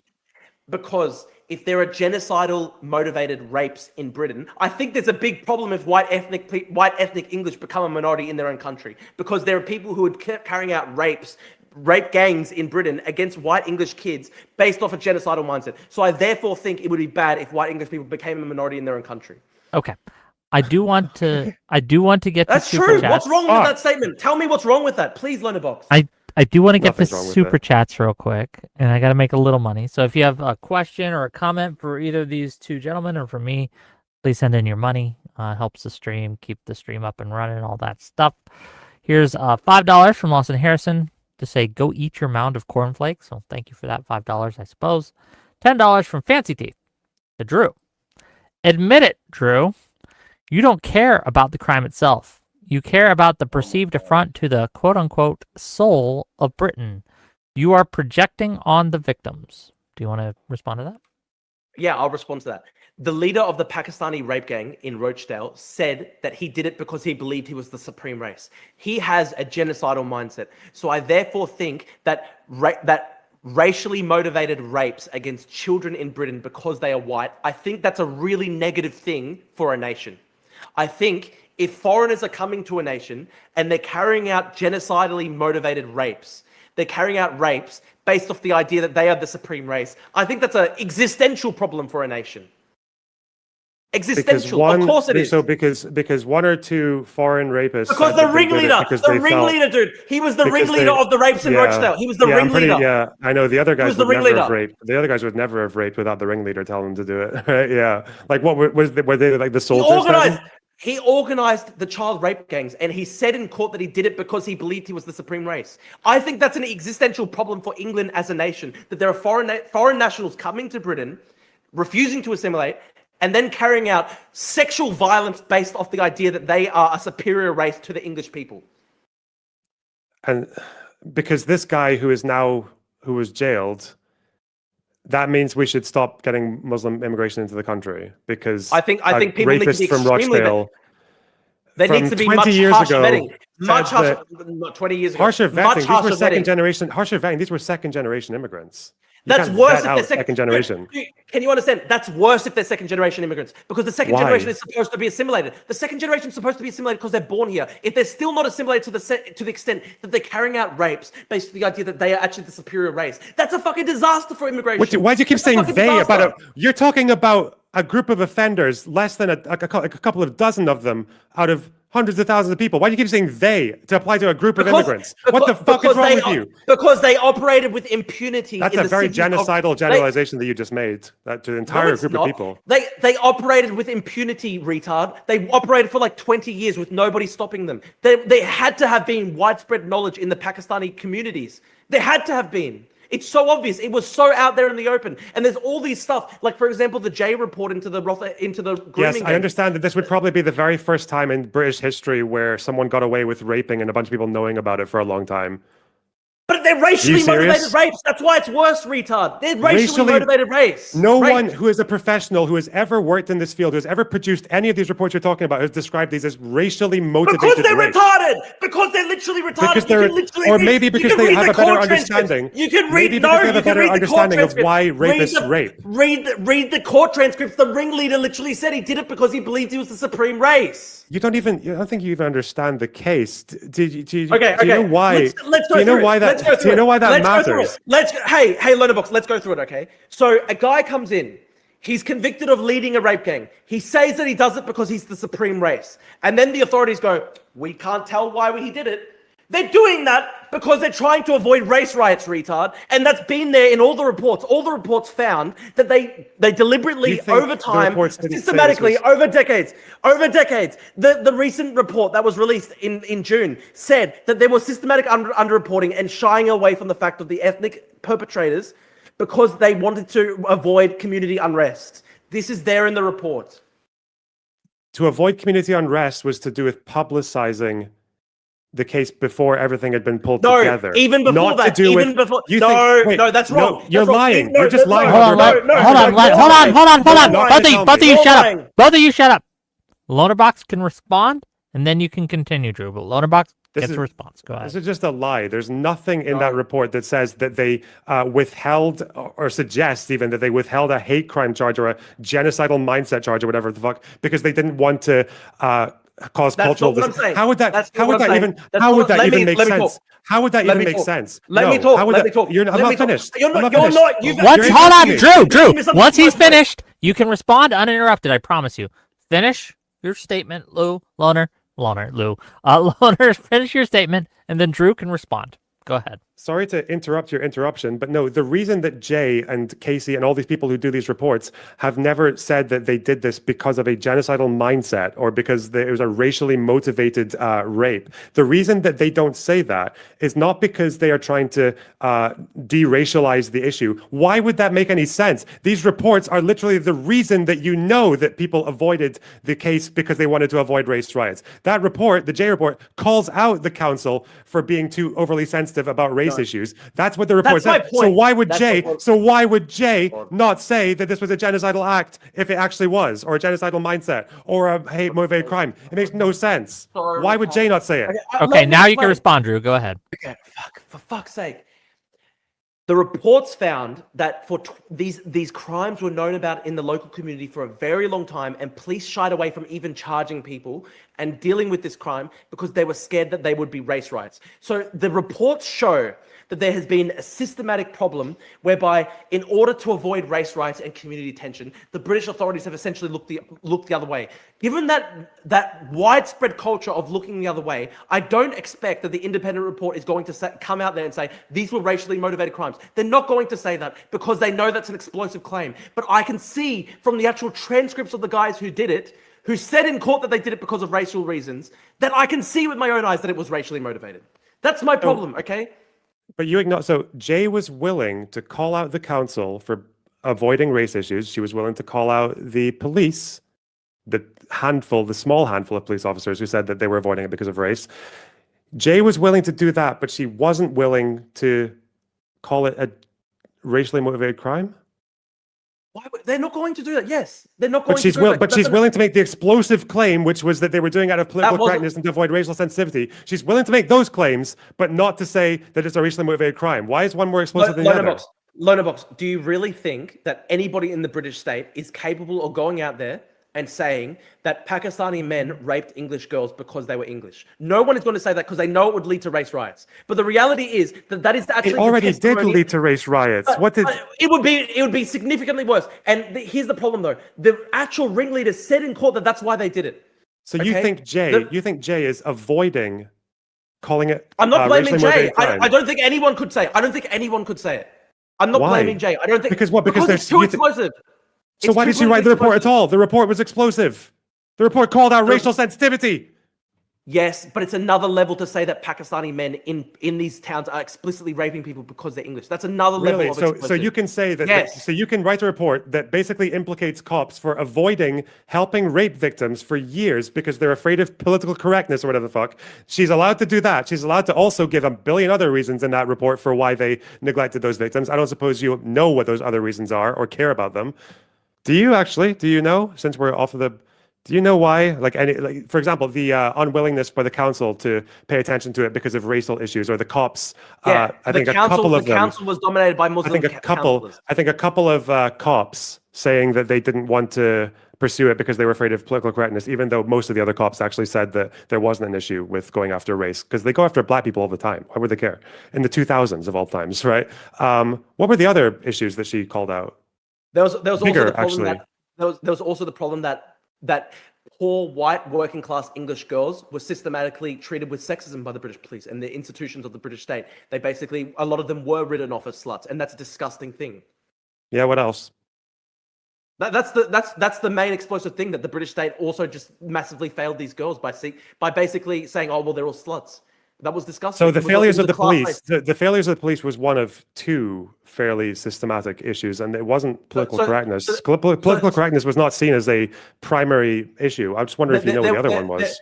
There was the class-based issue that the girls were basically. No, but I know the thinking- class-based issue. But what else? There was another one. There's another big No, one. tell me Much the bigger other than one. Tell me. Why do you know? Okay, the fact that you don't know tells me Tell everything. me. No, because I haven't read the report in 6 months. Okay, that's why I don't know it off the top of my head. Well, it gets a lot more pages and words on it than the fucking political correctness thing does. But anyway, it's I about read the how whole report. I read it's it 6 about months how ago, there was so a I don't- failure of councils and authorities to build any bridges or outreach options for victims. The fact was that cops occasionally did look into those communities. The problem was that they had no idea where to go or who to speak to, and there were actually women in that area, specifically women, who did actually want to make contact and did have information, but there just wasn't enough of a connection or like an outreach place there wasn't any safe places for victims to go. That's why one of the you can call the people who made the report that you are relying on coping, but it is a fact. I'm saying it's a helpful report. It's not everything. As it is actually the case for quite a lot of people, is that the issue with foreign communities, like you say, communities that are a bit more insular, a bit more enclosed, but that we know less about them. The issue that happens there, and this is also the same thing that happens with Sharia councils, is that it's difficult for the state to get involved, and they don't make enough effort to get involved, because there is a lack of outreach from our middleman between victims and authorities, and that's why some of the recommendations that always comes out of these reports is not to investigate genocidal mindsets of the Muslim migrants. It's to give victims and a place where they can actually go to talk to people so that they can get in front of authorities and get their claims heard, and also to give the authorities, say the police, a better understanding of these communities so they know who to talk to and how to get trust out of them to get information from them. That is significantly seen as more important in these reports than the genocidal mindset of the offenders or the political correctness of a few cops who were just looking for an excuse. But you don't care about that because your priority is not victims. Your priority is making Britain more British. Lonerbox, do you think that there were any cultural problems in the Pakistani community that perhaps led to their overrepresentation? Way to just dodge the fucking point completely, but Sorry, yes, of course there are. Yes, of course there are problems in certain immigrant communities. Yes, sorry, one second. Sorry, I dropped something. Okay. What did he drop? I don't know. Been a spirited debate so far. Oh, also, Wick, in case you were wondering, the point of that reference of him talking about like raping his victim because of they're white and they're more submissive or like more sexually available. That's because the profiling of these grooming gangs was to literally JCPOA the other one of the original studies from 2010, they separated these gangs into two groups. There was one which was the pedophile rings who specifically targeted kids because they were underage, like they had a specific interest in children. And then there was type 2, which was the most of the Muslim grooming gangs fell into, which was sexual opportunism. So when he's saying that like we went after them, these people, we chose them because they're white and they're like slags and all that shit. Like the reason that was brought in was because the typical profiling of these groups is that they are sexual opportunists, that they would go around in cars, mostly at night, and offer young girls like alcohol and drugs and favors and gifts and try to like woo them in so that they could eventually start like abusing them and taking advantage of them. And obviously when they were out at night, the people who they typically had access to because of demographics and also because like Muslim parents are more strict and everything, the people that they had access to were white girls. That's why that comes in. It's because they were seen as sexual opportunists. That's what professionals assess them as. But anyway, sexual opportunists, but there was genocidal sexual opportunists. I'm so sorry. Yeah, they just missed that. Literally, the ringleader in Rochdale literally said he did it because he believed he was the supreme race. Are we just going to ignore that? That's a pretty explosive thing. Okay. Why is it a pretty okay, whatever. I have more. Actually, no. I don't know. I guess hang on. Let me ask this. There must just be no other. Let's go through this for a second. Why is it an explosive thing that the ringleader of a child rape gang in Britain said that he did it because he was the supreme race, that the Pakistanis were a supreme race over the British? Why is that an explosive thing? I wonder why that is politically explosive. Yeah, no, I can When I can foreign think of no migrant- other I when- can think of no other reason that men would rape. I can't think of any other like more pressing reason that they would do Okay, that. here's a good question. Here's a good question. So there was one really, really horrific incident in the grooming gangs. It involved a young girl who was raped by a Pakistani grooming gang. She got to the police turned her back, and then she was picked up off the street by another person, a completely random who was not part of the original grooming gang, and then she was raped again. Tell me, why is there that cultural problem that in the same night she could run into two separate, completely random Pakistani guys and be raped? That's fucked. That would not happen in Japan. That would just simply not happen in Japan. Really, that specific instance would never happen in Japan. You think that? Are you serious? Like, what the Yes, fuck? yes, I don't know. I genuinely don't know if think- this is news to you, yes. but like in every society, men are kind of shit. Like, yeah, men rape. Sorry, like what the fuck? Yes, but Rape some is societies bad, have much Jay. higher Is there incidence of any, rape. I disavow. Some where- societies have much higher incidence of rape. Where- Some societies have much higher incidence of rape. Where is your is this the ringleader of Rochdale? This is Shabir Ahmed. That was his name, right? I will send you the source. Let me give it to you. Okay, as you this do from the that, J let me get report? through these other super chats. Okay, It wasn't in the J report. $5 from Psychor to say, I just tuned in, so I have no idea what's going on, but I'm just going to believe the guy with the glasses. Thanks for narrowing it down, and thanks for the $5. And then $5 from Testicle Johnson. Do you think Margaret Thatcher effectively utilized girl power by funneling money into illegal paramilitary death squads in Northern Ireland? Are you asking that too? I don't know. It's a question for $5. from Thatcher my was a friend. girl boss. Thatcher was a big time girl boss. Noted. $5 and then £5 from Freshly Exhumed. Going back to the dialects, did Cockneys fail to assimilate because of rhyming slang? That's to you, Drew. It's so different to like literally like we're talking about like slight accents versus completely new languages. So yeah, that's very different actually. It's not a completely new language, but okay. Well, like there are It's a there are dialect. all these. And it's Well, barely a dialect. You can understand it's- what they're it's- saying if you're from here.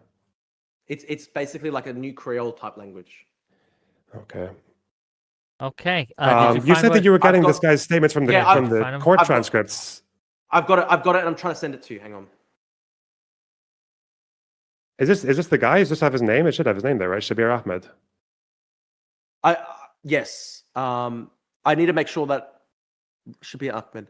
I'm going to send you the original article was taken down by Rochdale Online. So I'm going to send you the original article that was taken down, and then I'll send you as well the book that I cited.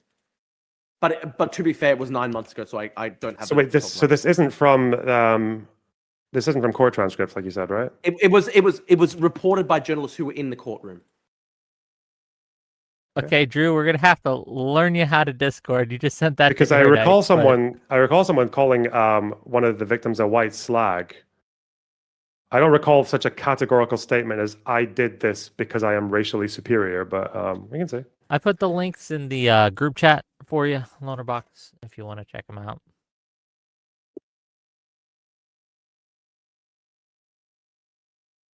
Okay, as we check those out, I'd like to thank everyone for coming, right? And if take this opportunity. What book is this from, out of interest? Sorry. Yeah, well, I told you that because I haven't.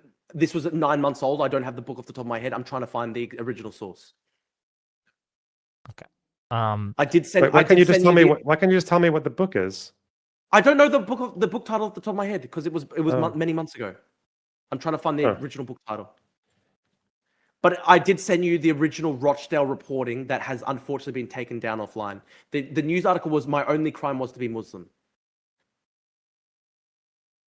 £10. The quote here that from your book is just him saying, "We are the supreme race, not these white bitches," and he points to the police Hang on, I've got officers it, in the I've got it. court.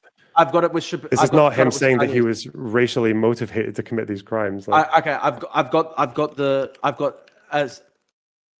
Hang on, should be a. I think it would be helpful to the stream if I put this on screen. So I will just read it real quick for the court of my chat. Yeah, Says, at his "We are the trial, in sup- front let of me the read it judge, real jury, and quick. journalists, the child We rapist are the said, "We're supreme race." not Just these real- white let me. bastards. You destroyed my community and our children. None of us did that. White people trained those girls to be so much more advanced in sex. He worked for Oldham Council. Well, I'm gonna read the quote that you tweeted. Okay, says, "Quote: We are the supreme race, not these white bitches," pointing to the police officers in court. He continued, "You will not get a CBE. You will not get an MBE. You will get a DM, a destroyer of Muslims. You were born 1,000 years too late. You fucked my community. You destroyed my community and our children. None of us did that. White people trained those girls to be so much advanced in sex. They were coming without hesitation to Rochdale, Oldham, Bradford, Leeds, and Nelson, and wherever." He said the jury in Liverpool has been taking instructions from BNP leader Nick Griffin, and later pointed to Rachel Smith, who prosecuted both cases on behalf of the Crown, saying, "I curse you at night. I curse you and your family. You will understand," pointing at Judge Kokar. "I curse the juries. I curse the media. And most of you bitches, your family will get it." That's a quote. So it sounds like it also says, first of all, he's not actually saying I did this because he's not like declaring a motive for a hate crime. And it's also not to mention that it also says one of those convicted addressed. It doesn't even say that this was the leader. So you lied about two things there. I don't know why you can't just quote something accurately. You did. You embellished it. You literally added in words. What are you talking about? No, it didn't. No, this was reported in multiple news sources, and I'm sending you the news sources right now. Manchester Evening News. The original article was taken down by Rochdale Online. What, did they quote something different besides this? Did they actually quote the ringleader? No, and the not quote one is of the those same. convicted? The quote's the same. Okay, so if the quote's the same, you think this quote demonstrates like genocidal mindset and that this is a hate motivated crime rather than a sexual opportunist motivated crime? Well, this is what he said. Answer the question. He said that he was the supreme race. He said that he was the supreme race. He said that he was the supreme race. So you're asking, he said that he was the supreme race. Yes. So you're asking this guy, why did you rape these vulnerable women? And you're taking this quote and you're choosing between he did it as a sexual opportunist or because he felt like he was in service of his racial superiority. You see, you can't even let me finish the sentence. Here's the judge in the Liverpool trial. Clifton dismissed the gang claim that there was no racial or cultural element to their crimes. He said one of the factors leading to the abuse of their victims was the fact that they were not part of your community or religion. So there you go. What's the context of that quote? Even the judge said it. Even the judge said it. Even the judge said it. Even the judge said it. You can keep repeating yourself, so I'm just going to tell you what the context of that quote is because you don't know what it is. You don't know what the context of that quote is. The context of that quote is, as I mentioned earlier, from the J report and everything else. It's when they're mentioning the fact. No, this was Clifton. This was the judge who sentenced Shabir Ahmed. I'm talking about a report that is talking about the case. So can you let me talk? But I'm just saying though, the judge who sentenced Shabir Ahmed, the guy. Yes, I know the judge said that. You just don't seem to understand why he said that. The reason that was said, and the reason that's why they are categorized as sexual opportunists, is because when they were doing what they were doing, they were driving around, they were looking for girls to prey on. They did it at night in a place where most of the people were white, and where Muslim girls or other groups, other ethnicities were mostly going to be indoors at that time. They were sexual opportunists. They targeted those people because, yes, you're right, they looked down on them, but also because they were there. That's why. It's not minimizing, by the way, for I've got it. I found the source. Manchester Evening News reports that it was him, Shabir Ahmed, who said that the rant in the trial. He said we're not talking about the source. We're talking about your inability to process information. We're talking about the fact that you are so desperate to act as if this guy wouldn't have done it were it not like a white victim because it's motivated by racial superiority as a hate crime would be. The judge said that. The judge did not say that racial element is not the same. A racial element is not a hate crime. Why didn't the judge make it a hate crime? I don't know why the judge didn't make it a hate crime. All I know is that the Manchester Evening because maybe that would be too explosive. No, you could say it's got a racial element. Well, maybe it would. I mean, Shabir Ahmed is already back on the streets, isn't he? He's not. He got. How long did he even get? Like these guys weren't necessarily given the book. I was jailed for 19 years, but he's going to be out. He's going to be out in about 8 years. Like he's already going to be out in about 8 years' time. So is that an immigration issue or is that a criminal justice issue? Actually, hang on. 2013, he was sentenced 19 years. So yeah, he's literally going to be out in a couple of years. So you're saying, oh, how come the judge wasn't harsh enough to make it a hate crime? Well, the judges have been pretty weak on them anyway. And I've got the quote. The Manchester Evening pretty News, weak compared to what? You understand that in the UK, this article is saying he got 77 years. Wait, where? Sorry. This article sorry, right maybe I here read the wrong- says the judge says as he jails Rochdale sex gang for 77 years. Oh no. So that's the cumulative total of all the people. So it's 77 years across like 20 people or 15 people, however many people were involved in the game. Yes, Ahmed was given 22 years, and I think it was like 2 or 3 counts of rape, and then another count. It says 19. It says abetting. in Manchester Evening News. It says 19 years, but it does and also say in the same article. It says He was in the same article convicted that of he 30 ranted in court counts that he was of the rape. supreme race. What? But you said the judges were. You said the judges were soft on this guy. What compared to what? Compared to UK standards, or? I mean, just in general. I mean, I don't think 19 years is good enough. It should have been life in prison at the very least. I mean, in Australia, we had a grooming gang case in Sydney, and basically they got life in prison. So that's a criminal. You understand that's a criminal justice issue, right? Not an immigration one. Yeah, that is. I mean, yeah, but the only reason they're in the country is because of immigration. So it is an immigration issue. Of course, it is. Okay. It's $10 or £10, I should say, from Average Joe to say, I'm worried as a secular Brit, the projected increase of Islam in the UK long term, much more socially conservative, less women's rights. Where Islam is the majority, it dominates the culture and society. Response to that, Lonerbox? Britain is currently 6.5% Muslim. We were, 4% Muslim 15 years ago? Their birth rates within the country are dropping. We have pretty strict standards for immigration now. Obviously, being in the EU might have been better if you wanted migrants to be more similar to us. But you can thank Nigel Farage for that. The guy that is probably going to be prime minister next. Again, we've had immigration waves before from groups that were significantly different from Here's a us. question. When the Irish came to the UK, they were very different from us. They were so different that we had that's such sectarian growth. riots. That's such They growth. were That's literally such growth. perceived There's so as much, a. there's so much they worse. were. It's so much more culturally dissimilar. I'm just gonna keep. I'm just gonna keep talking because you're just going on an emotional rant. You don't know what fucking. Even when I made that joke about sectarian violence in the UK and you acting like that's new, and I laughed, and you didn't even know why I was laughing. You clearly don't know anything about this country that you've just taken an interest in. Yes. No, I know that I'm talking about the immigration waves from the fucking 1800s. Okay.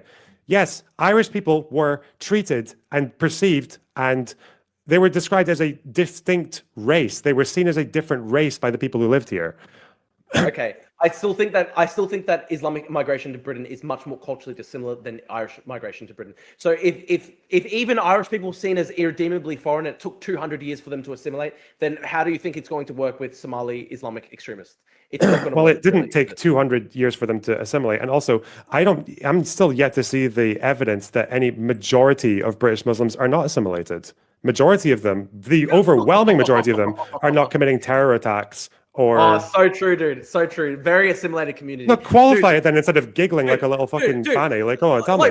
Because okay, let me get up the Pew Research data into attitudes in the British Muslim community.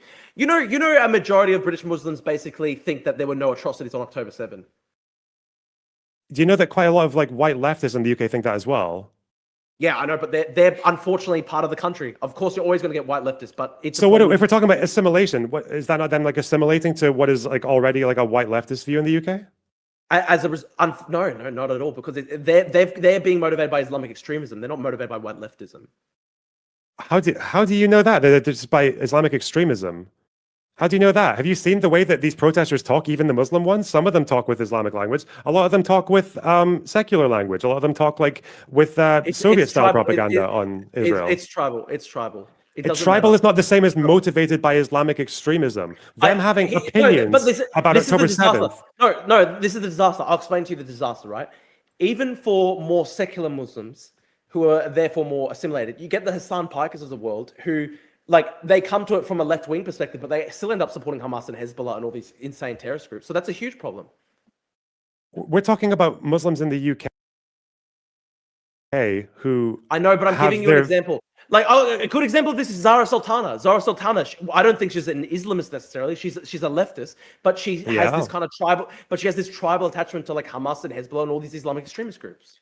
Yeah, and you'll notice, by the way, that the majority of them do what about that? They protest, some of them commit hate crimes, but the majority of them... I got the data. Half of all British Muslims think homosexuality should be illegal. 23% want Sharia law. Beautiful. Like you think this is a simulation? It's not a simulation. One Sharia law. What does that mean? As like the main law of the land. No, that's not what that means necessarily. No. Okay. You think they just want Sharia law for ceremonial weddings and stuff like that? Sure. Well, who did they vote for? Muslims. 52% said that they want homosexuality to be illegal in. Who did they vote for, Drew? Who did they vote for? Oh my God. 4% said that they sympathize with people who took part in suicide bombing. So what's 4% of 4 million people? That's still what? Like 100, that's more than 100,000 people who sympathize with suicide bombings. That's fucked up. Again, what are they doing? What is any substantial number of them, like past like 1 or 2% of them doing? What do they do? What does the average Muslim in the UK do? This is a really good point. Okay, this is a really good question. Do you agree that the 4% of British Muslims who sympathize with people who take part in suicide bombings, at least that 4% should be deported? For having sympathies with someone, I don't think you should deport someone for thought crimes. No. For sympathizing with suicide bombings. So you feel safe living in the country where, like, what? There's 150,000 people who believe in Islamic suicide bombings. You think that's good? That's assimilation. You said sympathize. Yeah, I don't think you should deport someone for saying they have sympathies in a poll. So 1% said that they completely sympathize. They actually full outright support it. So that's what? 40,000 people out of 4 million. Did you go from sympathize to fully outright support it? No, so here's the point. It said 1% said they completely. You're just like adding. I love how you just like add adjectives. I'm reading it out to you. I'm reading it out to you. I'm reading it out to you. 4% of British Muslims surveyed said that they sympathise with people who took part in suicide bombings. 1% said that they completely sympathise, while 3% said that they sympathise to some extent. 4%, another 4% said that they sympathise with people who committed terrorist actions as form of a political protest generally. So what? That's like at least 100,000 people basically who sympathise with the action of terrorist attacks in the name of Islam. Do you think that's assimilated? How many? I think the fact that it's 4% actually does suggest assimilation. Thank you. How many Irish people? Beautiful, dude. Beautiful. 4%. That's still 100,000 people who believe in Islamic terrorist attacks. Do you think that 100,000 people? Surely you should at least agree with me that 100,000 component should be deported. Anyone who supports suicide attacks should be deported. No, I'm not deporting people just because they answer questions. Just because they support suicide. Because they. Oh my God, dude. You're actually suicidal. You actually want people to live in Britain as foreigners who support Islamic terrorist attacks. That's fucking mental. Yeah. You think we should deport Irish people? Do you think we should consider Irish people in the UK who sympathise with the IRA? Irish people who support that. Yes, I genuinely do. I hate the IRA. Who sympathise with the IRA? Yes, I actually genuinely think that. That's a lot of deportations for opinions. Good. Anyone who supports the IRA should be deported. Okay, do you acknowledge that that's a fairly illiberal opinion to deport people for I want to have a liberal for opinions, for supporting terrorist groups, dude. I want to have a liberal democratic society. Yeah, no, it's not just an opinion, because when people support terrorist groups, they're fundamentally saying that they hate the state, that they want to overthrow the constitutional order of the country. Well, yeah, when was the last time we had a suicide bombing in the UK? Oh, okay. Don't worry about it then. There's only been a couple. It's almost like it's an opinion. I don't even know. It's almost like it's in their head. Yeah. How many people in the UK sympathize with fucking Nazis? How many people in the UK sympathize with the IRA? How many people in the UK? Let's go through this. This is so fucking smart, okay? Let's go through this. So Jihad al-Shami goes out and he stabs a bunch of Jews at the Jewish synagogue in Manchester.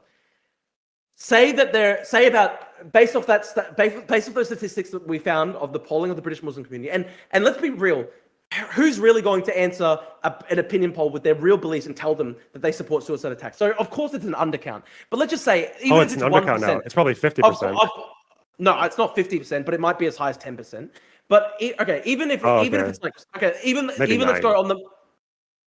Let's even go with the most conservative. Let's say 1% of British Muslims agree with what Jihad al-Shami did. That's still 40,000 people. And you think it's fine for 40,000 people to live in your country who would theoretically be fine with people going out and just stabbing a bunch of Jews? Do you think I said it was fine, or whether or not you should deport them? Of course they should be deported. If they want to go out and stab people in the street, of course they should be deported. And I guess this also includes deporting second-generation migrants to countries they've never been to. 100%. Yeah. I don't care. I don't care if you're a second-generation migrant. If you believe in killing Jews in the streets of Britain, you need to go. You need to be deported. 100%. Do you expect all these countries to take these deportees? It doesn't matter if they take them. You need two sides to take a deportation. Drop them off. Explain. Yeah. Airdrop them on a parachute. No, all European states, all the America, NATO, there should basically be a NATO-like alliance where these countries that refuse to accept deported citizens, there will be massive economic pressure on them to take them back in. So if they don't take it back if they refuse to take back deported citizens, then we're going to have to consider things like, for example, suspending foreign aid, these types of things. And if there's we're going to suspend foreign aid. So say like a Sudanese second generation migrant writes in a poll, this is your scenario. He writes in a polling question, I've got sympathy with Second Intifada suicide bombers, right? Sympathy. And then we deport them. And Sudan says no. And we say, okay, fuck you. We're going to take away foreign aid to the people who are starving in fucking Zamzam. Well, there's going to be basically about 30 European. It'll be a coalition of the West. And this is all because it makes you uncomfortable to think that we might be less white. No, it's not about whiteness at all. It's not about whiteness at all. I just don't want people who support suicide bombings in Western You brought up countries. white British, by the way. Yeah, but what I'm trying to figure out the practicalities of how you want to action this. So, well, I'm explaining it. I'm literally explaining to you. There will be a coalition of the willing of about 30 plus Western states. And collectively, we will say that as a condition for trade, as a condition for foreign aid and all these things, you have to accept refoulement of citizens of people. And we know that Pakistan accepts citizenship by blood descent. So it doesn't matter if somebody was born in Britain. They will still have to accept them. They're citizens by that's one country. To be clear, not every country does that. Bangladesh didn't let Shamima Begum back because she's never been there, right? So I don't it's not care. refoulement, it's deportation. Deportation, if you have to deport to third-party countries, that's you're not getting you're struggling to get coalition of the willing for any Western group right now. So let's just make it about the UK. It's just the UK with our limited power in the world doing this. It will be a coalition of the willing. Eventually, wait, fuck. We're talking about British policy right now. Okay, let's say it's the UK. What if you can't? What if you're the only one country that wants to do this? Because even with Viktor Orban's Hungary, even with countries that are more right wing than us, they don't do shit like this. So you're going on the extreme. We're going over the fucking cliff now. We're so far right. You are leaning further right than someone who's just had their fucking right leg blown off, Drew. So you are alone in this. This is not far right at all. This is a moderate option. This is a moderate option. Supporting people who want to suicide bombing. Okay, one at a time. One at a time. Okay, let me explain.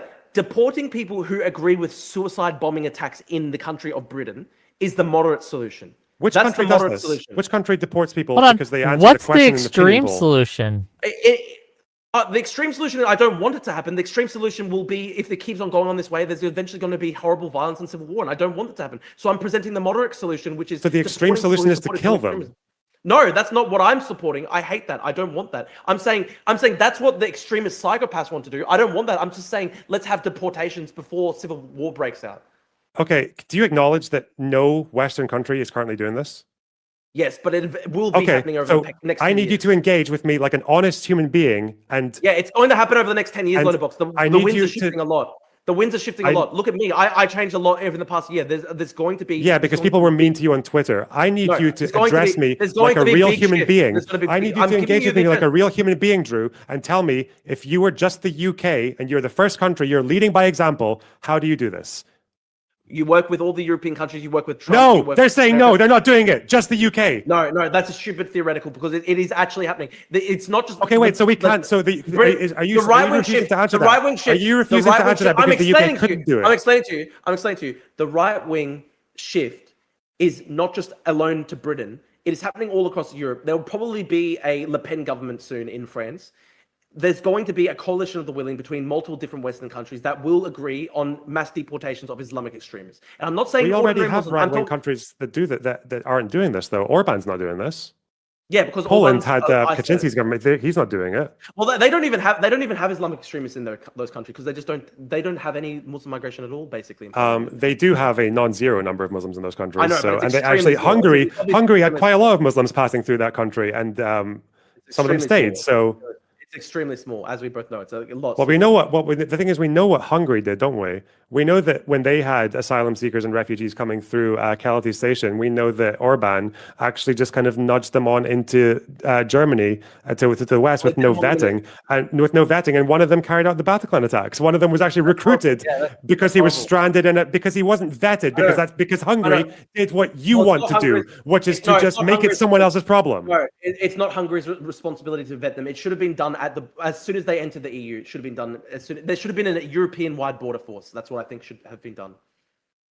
Well, Europe can vet people, but since they didn't, they were in a country where the government had the power and the capabilities to do it, or to just make it someone else's problem, right? Because I think that's bad. I don't even like because I don't like that's Viktor the Orban. I don't like the Viktor Orban. reality. Because that's the reality. Lonerbox, I don't even like Viktor Orban. But I don't even like the Orban government. what you don't understand, though, is that we have a European Union, and the European Union did not like having a bunch of Syrians coming into the continent in 2015, especially when a bunch of these governments that were liberal had to deal with this because they were going to get kicked out by right-wingers. They understood that this was a problem for them. You still got fuck all cooperation from them because that's what will happen. And when you've got your deportation policy, you will also get fuck all cooperation, which is why I'm begging you to tell me how you would do this as the UK without other European countries helping you. Because 2030 is different to the year 2015. It's just true. It's just true. Because you can predict 10 years or 5 years into the future. It'll be fine. It'll be fine. Okay. Do you think that things are going to get better? It's not going to get better. There will be more. I think we're not going to have an unprecedented cooperation of European countries who are all going to sanction the shit out of their trade partners and their countries that they're often allied with, or even the Commonwealth countries, because they won't accept people getting deported for answering questions in an opinion poll, for taking like millions, that would be, of deportees, if we're talking about Europe and America as well. Yeah. I don't think that's going to happen. I think it's reasonable to assume that's not going to happen. So I'm just trying to say, let's assume one country does it. That's a radical claim. I think Islamic extremists are going to be deported. And you'll have to explain to me how the current situation of letting 40,000 people remain in your country who support Islamic suicide bombing attacks against you is a good idea. I'm not letting, I'm not letting you slither away from this very simple question. I am asking you. Just explain how that is a. No, stop it. You're slithering. Hold on. Hey, both of you. Drew, stop. Drew. Explain how to status quo. Drew. I would like you to answer Lonerbox's question if you could. I think it's going to happen. I think it's not going to. What if it doesn't? Engage with the hypothetical. What if it does not? What if it does not meet the threshold, like for various reasons, no one else wants to sign on to this plan? In that case, what does UK do? Maybe you'll have to pay maybe you'll pay a third party country to take them in, and maybe there'll be what country are you going to pay to take deportees who have never been to the country? Yeah. Look, if you said you've deported them because of wrong thing, basically. If we're not wrong think, they're people who support suicide. Okay, Drew. In the West. Drew, I have a question. And I'll explain to you. Drew, I have a question, real quick. Egypt is always okay. Hold on. Drew, hold on. Both of you, please. Drew. Okay. You pay a country. You say what country is going to take these immigrants and these deportees from us? Russia raises its hands and says, "We'll pay you, right? You can pay us, and we're going to send them as fodder against Ukraine." Do you take that deal? No, that's a stupid theoretical. Obviously, I'm not going to support that. Oh, that's a stupid theoretical. But the coalition of the willing that's going to do an unprecedented policy of forcing their allies through sanctions to take deportees because they answered survey questions. Okay. Wait, you're the one who's being unreasonable here. Can you explain, Lonerbox, how it is a justifiable situation to have 40,000 Islamic extremists in the country? I feel like I'm just playing fucking world builders now at this point. No, just explain why there are 40,000 Islamic extremists in Britain who support suicide bombing attacks against Britain. Just explain why that is. Because they're here because we need immigrants, and some of immigrants are bad. Are they good immigrants? Yes, and because some immigrants are bad, you cannot take any section of any population and have them all to be fine. Okay. You're always going to have between 1% and 2% of them who have problems, which seems to be all it is with Muslims in the UK. That's why you've got 40,000 out of 4 million people. That's fucking insane. And also because you cannot deport people because they answer questions you don't like on an opinion poll. That's so funny. You actually think that it's an acceptable rate for about 1 in 100 people that you bring into the country to support suicide bombing attacks against you? You think that's an acceptable rate? That's fucking unhinged.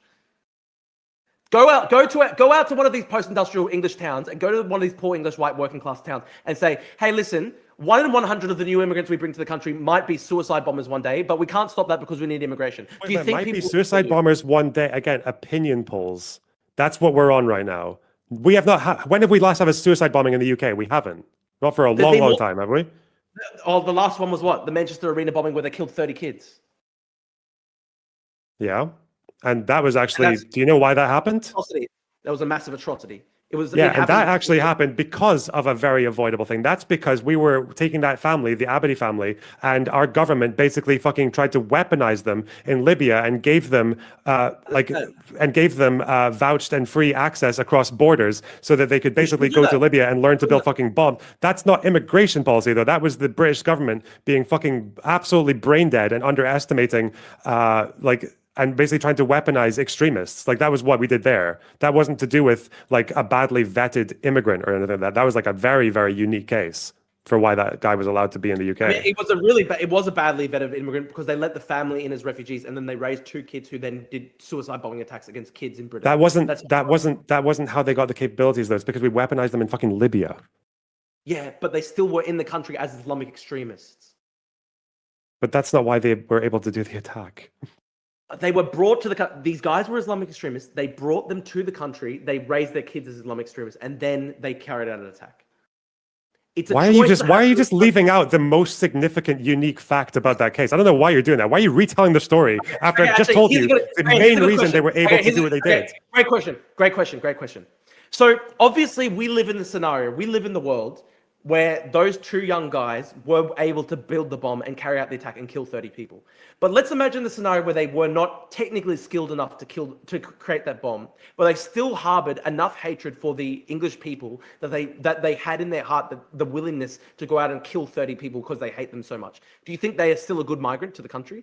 No, of course, that we're talking about people who are taken in as who come in illegally and you can't deport them. Yeah, we're talking about asylum seekers. That's not. Why do you think I would ever make the claim that asylum seekers are supposed to be for economic benefits? You have no idea where you are in this conversation. You're completely fucking lost. You're a mouse in a maze. You don't have to take asylum seekers. You don't have to take asylum seekers. Yes, you don't have to. Yeah? Yeah, you don't have to. None of them. So the Ukrainians, the ones from Hong Kong? Well, we like Ukrainians and Hong Kongers. We don't like Islamic extremists. That's the difference. Well, we're not talking... Well, so we don't take any asylum seekers from any Muslim country then? Afghanistan? Even people who supported the Afghan government? Maybe religious minorities from these communities who are persecuted by the government, or people who've been not Muslims. Well, maybe some. Yeah, it's in Iraq are minorities. Maybe in extremely rare circumstances where they've been extremely vetted, but you can't allow just the willy-nilly situation that has taken place where there are now people in the country who literally want to do suicide bombing attacks against the West. Okay, I got. Do you think? No, go ahead, please, and then I have one more super chat, and then we're gonna get to closings. But go ahead. You had something to say, Lonerbox? You want me to say something? No, you were about to ask a question. I interrupted you. I mean, you can. If you're saying we also don't even take in asylum seekers, as far as we know from crime stats, if you care about those, asylum seekers generally commit a little bit less crime than locals. Oh, okay, that's why there's been these rape cases related to the migrant hotels. Yes, because you're going to get more than 0, you fucking retard. Yes, that does not mean that they have a higher crime rate. Wait. That's what you just said. Contradict what I said. Here's the thing. That's what you say. Contradict what I said. No, but here's my answer. Oh, that's all I need. Well, here's my answer. Here's my answer. There shouldn't even be one fucking case, you fucking retard. Why would there be even one case of rape from an asylum seeker in Britain? Okay. It's a choice to have them in the country. This is $10 from Goat Cheese Re. Drew, should Australia get down to an arbitrary Greek population because bad empanada exists? I don't want Greek communists in the country. If somebody's a Greek communist, I don't want them in Australia. I don't care if they're the same ethnicity as me. I would want Australia to keep them out of the country and deport them. Okay, well, thank you for that answer. I straight up said this. Seriously, I would literally support the Australian government deporting Bad Empanada. 100%. Even though we're the same ethnicity, I don't care. I don't want him in the country. He's a communist. He hates people. He's a communist who hates the state and supports Hezbollah and Hamas. I would literally support his being deported. I don't care that he's Greek like me. We're deporting citizens as well? Okay. Sometimes, yes. In the most extreme cases, yes. I can't imagine any flaws in this logic of just making like tens or hundreds of millions of people in the world stateless. Like, it's just fucking amazing. Nothing bad will happen when we do that. What country do you put Bad Empanada in? It would be if you were going after people if you're going after citizens who you think are extremists, that is going to amount to hundreds of millions of people in the world. Yes. No. I would only do it for the most extreme cases, and I think Bad Empanada is one of the most extreme cases because he's outright openly calling for mass genocide. Would it be tens of millions? No, it wouldn't be tens of millions. I'm talking about literally like in Australia, it would be dozens of people. In Britain, it would be a couple thousand people. I'm not talking about millions of people. I'm talking Really, about the there are only worst- dozens of Australians who support like Hamas and suicide bombings and shit like that. Really, only a few dozens. Well, it's Or are it's you different just kind because- of like softening your position now because you've realized how fucking mental that sounds? No, like it's different because Bad Empanada he's unfortunately part of the majority population of Australia. He's unfortunately part of the majority population of Australia. It's a bit different to somebody who's like a really recent migrant who's like a Somali Islamist extremist and stuff like that. I mean, the world is full of migrants, and you seem to have a very low threshold for wanting them deported to the point that they can answer a survey question in a tribal way that supports violence. So that's like a lot of Irish people. The Irish are getting deported. Are you retarded? A bunch of Muslims are getting deported. Dude, by your own, you pointed this out to me. You pointed out to the fact, you said to me that it was a great moment of assimilation that more than 95% of British Muslims rejected suicide bombing attacks. That was your answer. So I'm not talking about. But by your, I'm saying a small minority. I'm saying okay. the people What if I asked? suicide bombing attacks. What if I asked the British Muslims if they think October 7th was good? Would you get more than 4%? Yes, unfortunately. Oh yeah, you get a lot. Those protests are quite busy. Yeah, would you deport them for that? I do think that people who support October 7th should be deported. Okay, so you want to deport millions of people across the world. You want to make millions of people stateless. Explain why the fuck they're in the country if they're Islamic extremists. Explain why they're in the country if they're terrorists. Because some people are extremists. Of every population, there are some people who will be extreme. Once upon a time, it was the case with the Irish. There are still Irish people who support the IRA. They're allowed to stay in the country, though. Hey, Lonerbox, were there Islamic terrorists in Britain in 1920? No. Yes, so it's a recent phenomenon. You don't have to have this in the country. It's a choice to have it in the country. Yeah, it's almost as if different ethnic groups go through different phases in history where some of them become more radical than others. That's why our problem for terrorism before Muslims was Irish people. Our next door neighbors. Just explain. There were no Islamic terrorists in 1920 in Britain. Why is that the case? Because there weren't any Muslims, Drew. You're very clever, yeah. I'm pointing out Islamic terrorism is an imported problem to the West, and I've got no problem with Muslims who assimilate, but people who support Islamic terrorism have to go. But your threshold for you want to reduce. Threshold is my threshold. Wait. So why don't you think we should let in? So why shouldn't we let in? So we should let in asylum seekers then, from Muslim countries, Syrians, Eritreans, Somalis. I mean, only if they're the most extreme vetting possible, where we absolutely know that they're not Islamic terrorists. Yeah. What do you think we do if we find the asylum seeker is a terrorist? They don't do any vetting right now. What the fuck are you talking about? There was a guy. They don't do any vetting. There was a guy in Britain recently. There was a guy. You don't know how any of these systems work. You don't know how these systems work. You don't know how these systems work. You're retarded. There's a guy in Britain recently who's literally been charged with rape. He was an asylum seeker in one of these asylum hotels. He's been charged with rape, and he was convicted of terrorism offenses in Egypt. Do you think that's an example of vetting, Lonerbox? We have had a backlog of asylum seekers under the Tory government where a lot of people were having delayed processing and were between an initial screening and interviews. If you can't process them, then don't let them in. If you can't process them, don't let them in. But we are processing them. That's the problem. It's not Labour's fault that the Tories weren't processing them quickly enough. But again, even if you do you acknowledge now that even if you process people, you are going to have people who slip through the cracks. Do you agree that these? Okay, do you think that the 40,000 people in asylum hotels in Britain should be deported? No. Why? They're not legally in the country. They should be sent home. Oh, how do you legally claim asylum in the UK? You don't go through 30 different countries to claim asylum. Do you not? How do you legally claim asylum in the UK? I'll tell you. Asylum should be. This is how it should be done in the future. It should be limited only to countries that are right next to Britain. Yeah. How should what law says that? That's the law that they should make. He wants to make the law that. So you acknowledge that that's not the law, right? Yeah. So the current law, are they here illegally or not? Well, are they here illegally or not? Well, they're illegal. How? By what law? Because most of them are not real asylum seekers, and I'll tell you why. No, that's actually false. Most of them are real asylum seekers. No. Most of them pass their applications. Okay, you just lied. 3/4 of them. No, I'm not. 3/4 of them succeed in their applications. Is France a safe country? But that's not the law. 3/4 of them succeed in their applications. Because the British asylum system is too weak right now. It doesn't even properly vet people at all. Okay, That's why so you acknowledge. Okay, so you acknowledge that it's not illegal. People who are in France are not at real immediate risk. There's literally no reason for somebody. Actually, this is a good question. Do you think that there's any justifiable reason for somebody to travel from France to Britain for asylum seeking? Yes. Why? France is a safe country. Hang on, you're dodging one question though. First of all, we can talk about safe countries if you want, but I need you to acknowledge you're not saying it's illegal. Then you're saying it is legal right now, but you'd like it not to be. If you want to claim asylum in the UK, there are two ways you can do it. One is you can arrive through a temporary visa and claim when you're here, but you can also just be in the country, and it doesn't matter how you got here. You can come in on a boat, you can swim over, you can fall out of a fucking plane. You have to be in the country to claim asylum. It's not illegal migration. It's not. Okay. It's asylum seeking. The dinghies. Do you think the dinghies are justified then? It's legal asylum seeking. Yes. It's not legal. That's why the British state is It is legal. trying to send people Why do you back. think It's not legal. why do you think they get granted asylum if it's illegal? Yeah, well, maybe the current system's retarded, but realistically, it should not be happening. No, the reason we have. Do you know? Can you think for 1 second? Okay, just stop. Okay, breathe. I need you to think. Why would any country, because actually most countries do this, the Refugee Convention does this. Why do you think a country would say that sometimes if you want to... I'm just trying to ask you a question, Drew. Calm down.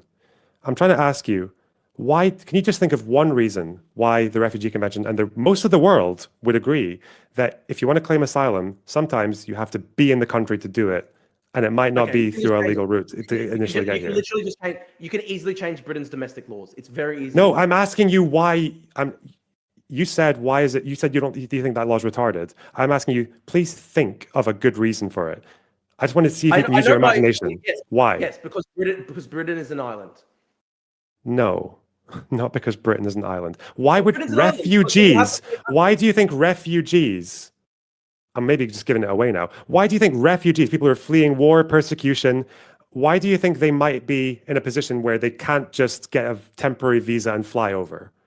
The EUCHR and the Refugee Convention were built in a world where people were where that was designed for this. It was built right after World War II, and it was designed for people going from one country that was in conflict to immediate safe haven. There's nothing in the Refugee Convention that says that somebody should be allowed to country shop and go through 50 different countries until they get to Britain and say, this is where I'm seeking asylum. If they were you just completely dodged my question. If you want to get to safe countries, we can, but I'm trying to get you to this question. Why do you think the Refugee Convention and most of these countries that take in refugees that are party to it would agree that sometimes you cannot be expected to just fly over in a temporary visa? Sometimes you might come in through an irregular channel. Yes? Why?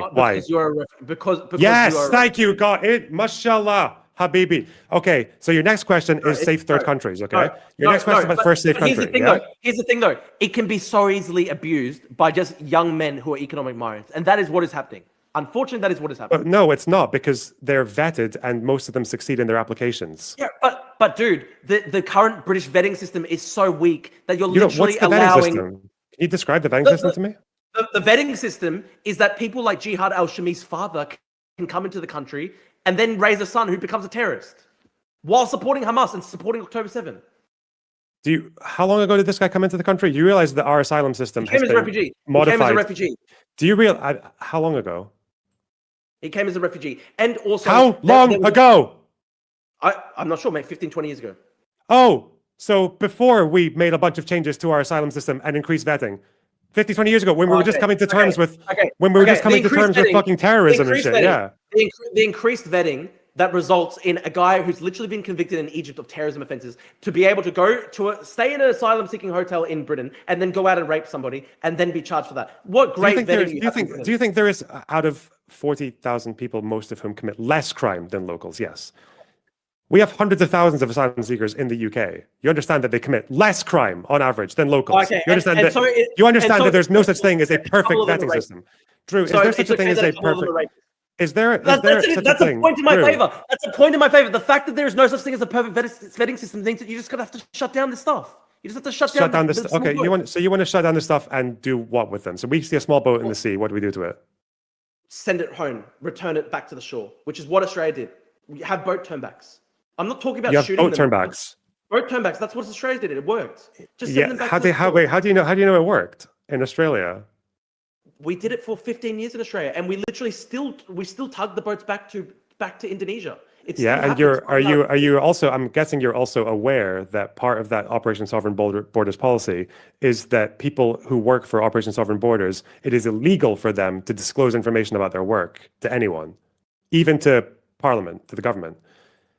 Do you also recognize that despite them saying that their policy resulted in 0 border crossings, it didn't, did it?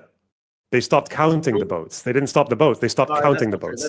You still had people in Cocos Keeling. You still had people in Saibai. You still had people in North Queensland. You had people who actually made it round the routes into Australia. Yes, this is true. I know this because someone from Operation Sovereign Borders admitted it, didn't he? No, there's basically only been like 1 boat that's even made Australia in the past. That's not true. That's not true at all. Hang on. Where is it? Where's the guy? It was the guy who spoke to Kim Carr.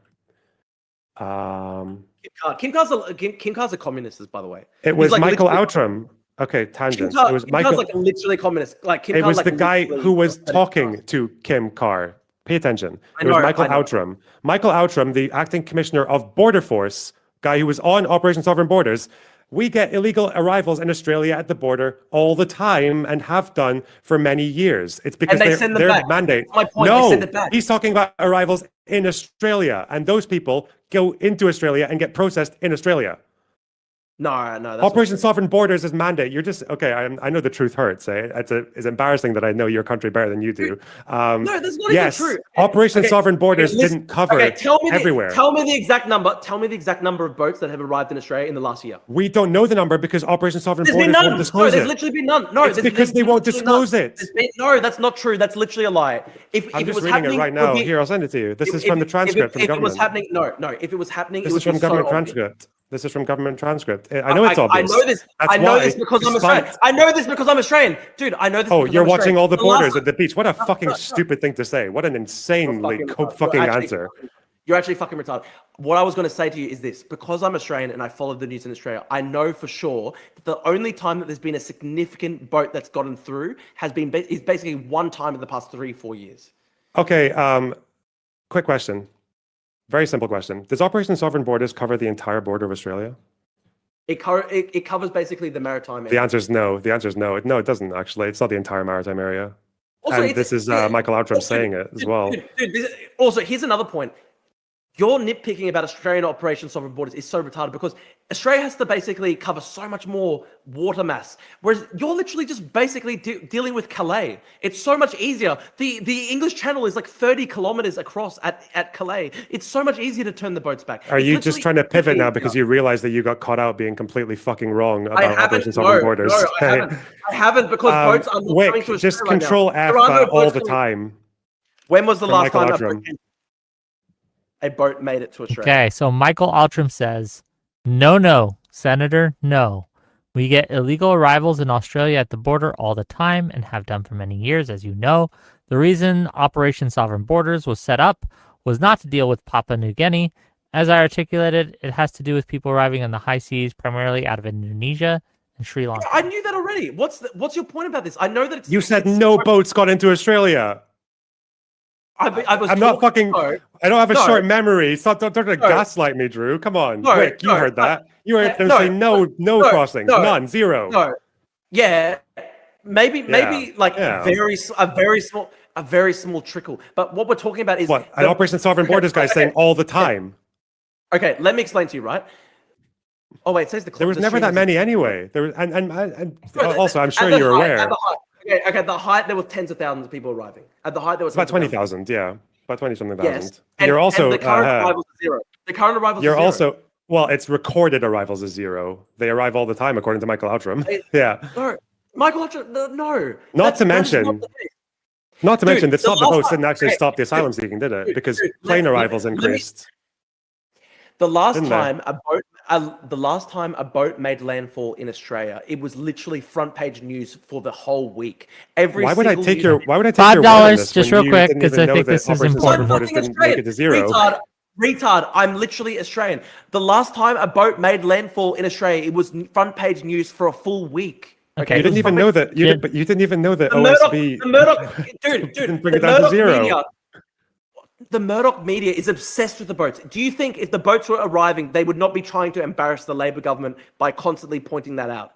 $5. They're The not good thing that arriving. Operation Sovereign Borders makes it illegal to discuss figures or any facts about the operations. This That's why is they have it important all to the the time, but we have discussion no at figures. hand. This is such a cope. This is such a massive Drew. cope, and I know it's a cope because, let me explain.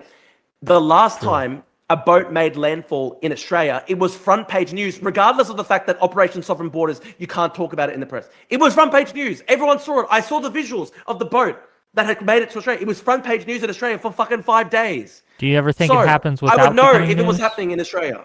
$5 from General Grievous to say, Drew, I'm part Jewish, and I want you to think of the cruel, retarded irony of turning refugees and boats around. This happened in No, the it's so 30s. different. They were No, murdered. it's not. No, it's so different. No, it's not. It's not. Why is it so You're different? telling- Okay, I'll explain to you. Because refugees at Calais are safe in France. They're not going to be murdered in France. It's not like the So it's about Holocaust. safety. So which Well, there's- safe there's- country can which safe country can an Afghan refugee or people going first- to Australia? What the safe first- country? the What first- refugee the safe country can first- they go to before the first- Australia? The first safe country that they get to, they should stay in. They're safe. Yeah, but in which is Indonesia. that's why I'm asking Safe you. in Indonesia is Indonesia party to the Refugee Convention? Indonesia, they're safe in Indonesia. I don't. Wait, answer that question. Is Indonesia party to the Refugee Convention? Indonesia, they're safe in Indonesia. It's not a safe country. They go into detention centers and they rot and they get tortured. It's not a safe country for asylum seekers. There's actually between the countries that they come from and Australia. That's why. Which one is a refugee safe country? Well, they There shouldn't are be coming ones. to the first country that is. So you don't care. So you don't care about them going to a safe country. You just want them out of your country. Just say Well, I that. don't- Just say you are the first happy to let them fucking rot in Indonesian detention centers gonna rot. where they have no Yeah, you're future, right. no asylum, no processing, nothing, fucking subject to all kinds of criminal gangs, smugglers, human traffickers. You are fine with that so long as they don't come to Australia. A Muslim 20,000 a refugee. year. A Muslim Kill yourself, refugee. you fucking prick. No. Jesus Christ. Oh, Okay. you're fucking retarded. You're actually mentally ill. It's Okay. not my I responsibility. don't know why in you're Australia lying to. It's not my responsibility. It's not my just say that responsibility in then. Australia Yes. to take in random. It's not my responsibility in Australia to randomly take in refugees from the entire world. Good. Just It's say not my that. responsibility. Yeah. Then don't pretend to care They're about them safe- going to a safe they're country. well, if they're, I want them to go to a safe country. Good luck. Well, to no, them. you They can go to don't, a safe because country. the only safe, I the don't want closest them safe to go to country for Australia. those ones, the closest safe country from Rohingya is Australia. That's the closest Well, safe country. No, that's actually not true. China's a party to the refugee convention. They can Hold go to on, China. a Uyghur that Rohingya feels Muslims can go to persecuted in China. China and is trying to flee the Well, Uyghur it's genocide. true that- Where it's should they true though. go? Like you said that Australia is the Hold closest on, country. to Drew, the refugee convention.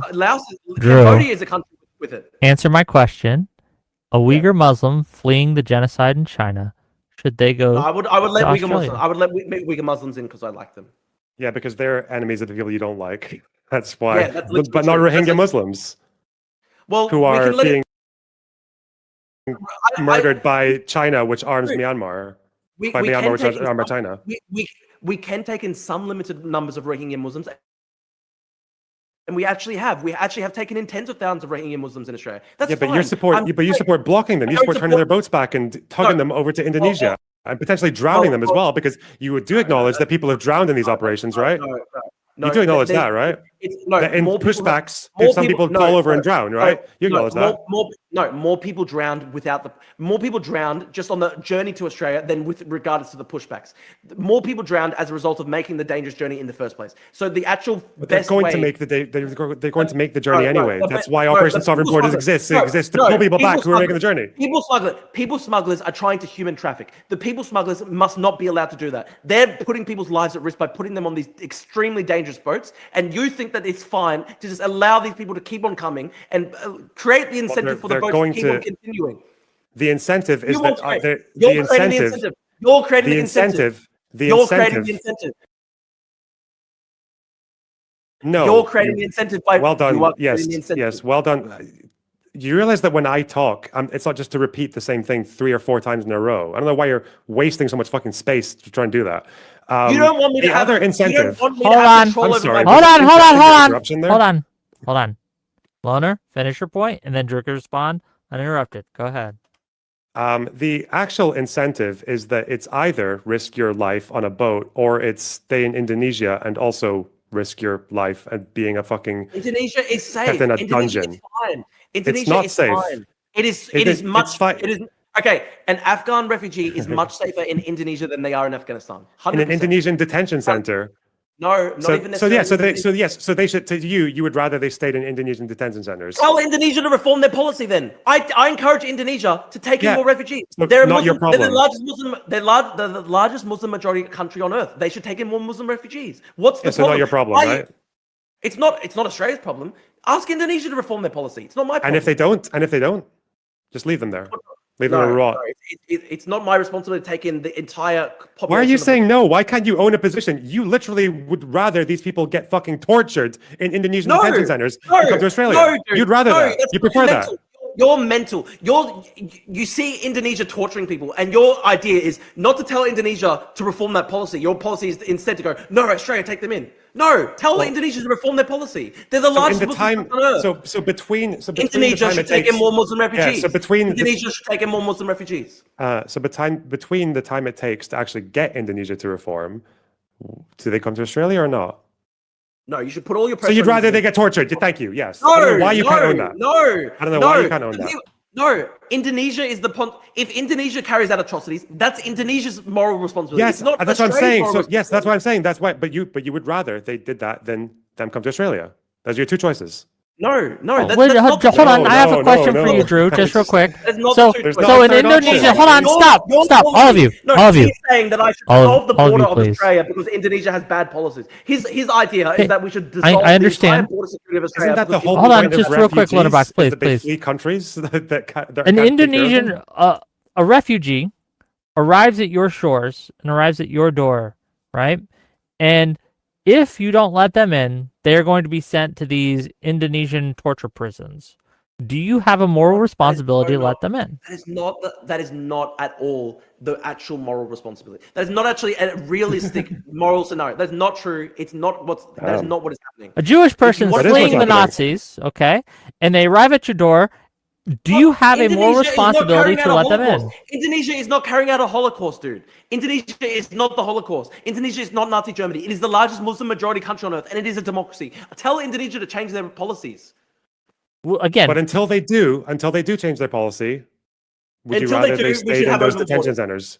No, until your idea is that until Indonesia reforms its policies, that Australia should have open borders. No, that is not acceptable. No, Australia should have vetting. Do you acknowledge that, by the way, almost over 80% of small boat arrivals from Australia succeeded in their asylum applications? They were legitimate. Of course they were. They came from Syria and Iran and Afghanistan and Iraq and Yemen. And of course they had successful applications. They were legitimate refugees, every single one of them. It's still 20% failed. 20% were just literally random economic blokes. It was like Economic 12% that failed, and they got deported. It's like yeah, good. I hope they are deported. If you're not, Why do you care? Why was that your instinct to? What about the other ones? Is it bad that they stayed? No, The look, ones who succeeded? if they followed if they did end up getting vetted and they were not a threat to anybody, then I'm okay with them being here. But they have. But these are the people that you want to push back on the boats. Well, we have to have a policy that is strict so that more people don't come into the future. So you don't want the people on small boats who succeeded in application. You'd rather they had not made it. No, well, the people that already made it, then we have to process them, but we want to try stop them from coming in the future. And But so it would be better. It'd be better if they hadn't made it. It'd be better if they'd got fucked in Yemen, right? Or stayed in Iraq, or stayed in Afghanistan. Yeah. Well, it would be better if random foreigners who, if they found safe asylum in another country, yes, it would. Be Obviously, it would be better if they found safe asylum in another country, but obviously they didn't. That's why they end up in Australia. They could go to Cambodia. Cambodia is a signatory to the UN Convention. They should have done that. Cambodia for what? Rohingya Muslims. Yeah, it's closer. It's like saying that you might as well be saying that they could take Muslims are fine going to China because they're part of the Refugee Convention. But Cambodia is a party to the Refugee Convention, and it's right next to Myanmar, so they could go to. Do you think? Cambodia. Do you think Rohingya Muslims can't flee China because China's party to the Refugee Convention? Like, why would they need to flee? I'm offering Cambodia as a safe asylum, dude. It's right next to Myanmar. Why do you think they don't stay in Cambodia? They want to come to Australia because it's a wealthier country than Cambodia. Are you sure? A lot of the cases, yes. You think of any other reasons? Yeah, Australia's a more attractive country than Cambodia. I'm aware of that fact. That's not the only reason. Okay, like Cambodia is also quite rough on Rohingya Muslims, but whatever. Okay. Okay, I think we've it is Papua late. New Guinea in the offshore processing centers. Well, Papua New Guinea is party to the convention, so they could go to Papua New Guinea potentially. Have you seen how people were treated in Papua New Guinea from the offshore processing? Australia paid for that, by the way, It's regrettable. because Australia is basically paying these countries to take the load off them. Basically, that's actually a problem as well. Is like when you are trying to send someone who's coming to your border away, you kind of need the consent of the other country to do it. That's why you said you care about people smugglers. Well, we know that Operation Sovereign Borders people, because of whistleblowers, have actually been paying smugglers just to take people back, because it's otherwise they might just stay in the middle of the sea and drown. We know that when Australia was trying to offshore process people in Nauru and Manus Island, we know that when people did, when we know that when Australia, I'm not finished. We know that when Australia was trying to process people in Nauru and Manus Island, they had to pay for that to happen. It actually cost them millions of dollars per person to keep them there. They could have, it was more expensive than putting them in a fucking 5-star hotel in Australia. And what was the result of that again? Where are most of those asylum seekers now? Oh, they had to get medically evacuated to Australia. They're in Australia right now. It's regrettable. It was a fucking failure. Look, at the end of the day, it did stop overall the boats though, because the arrival. And that's what matters. Yeah, that's what matters. Keep them out. Yeah, I know. I understand. Well, the good thing is that there are no large scale migrant movements through offshore boats. That's a good thing. Australia was able to stop that. I'm happy that they did.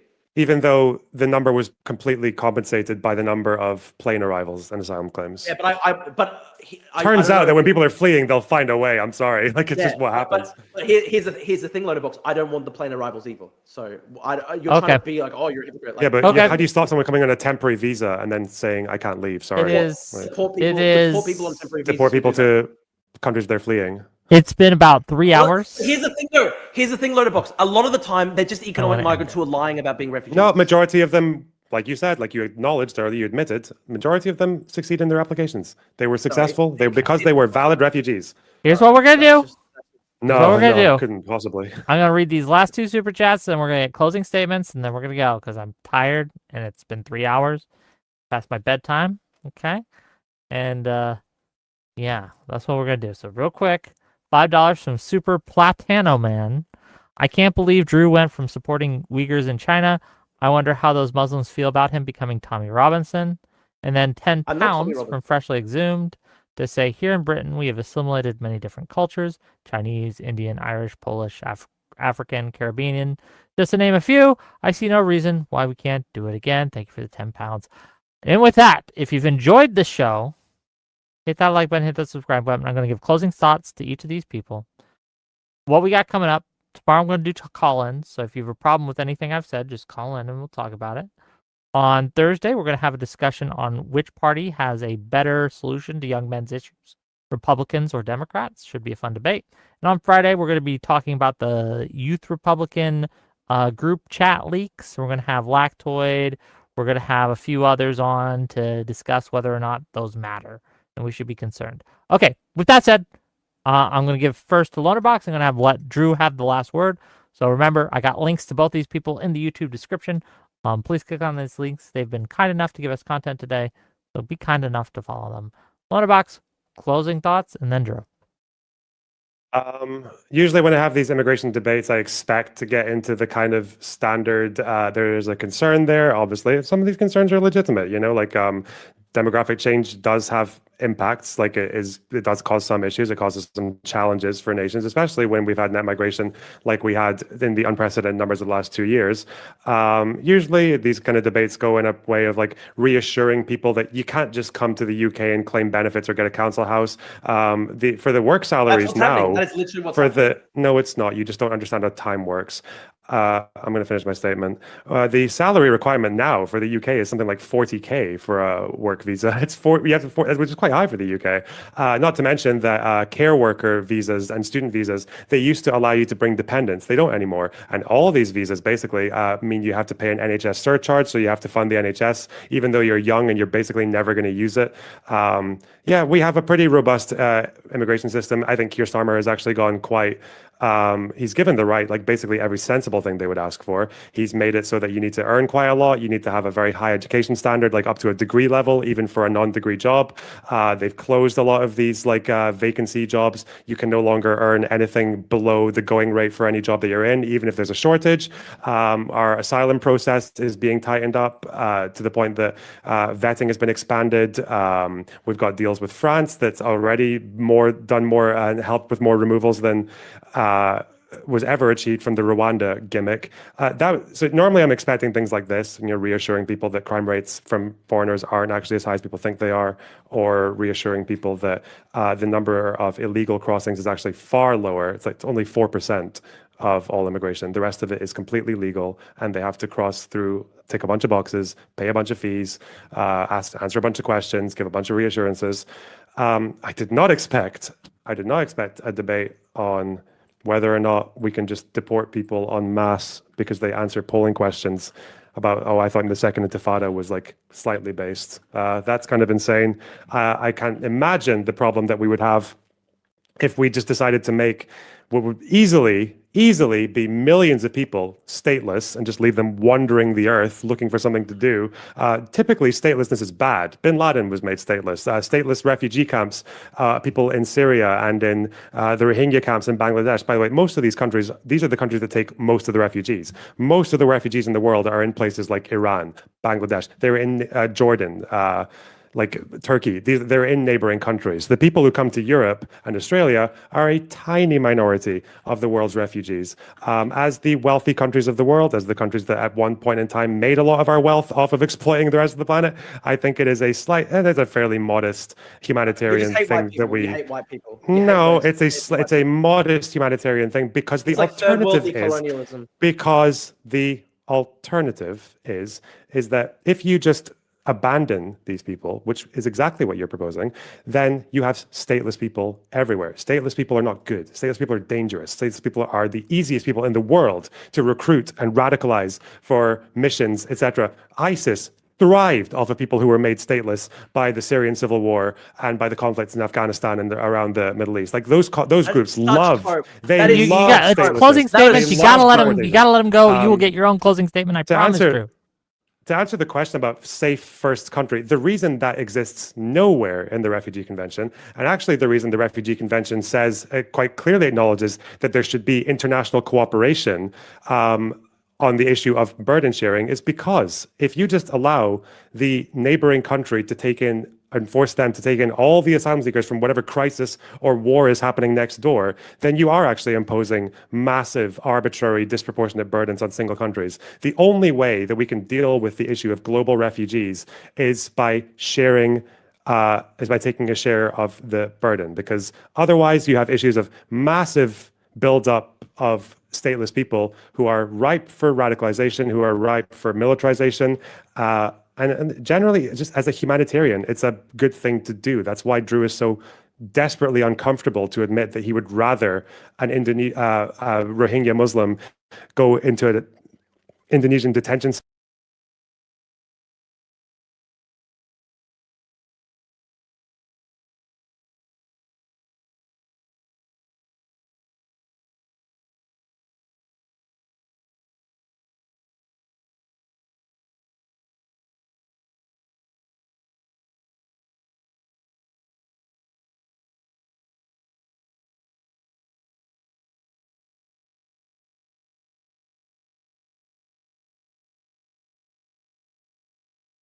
center. Fox Live, YouTube.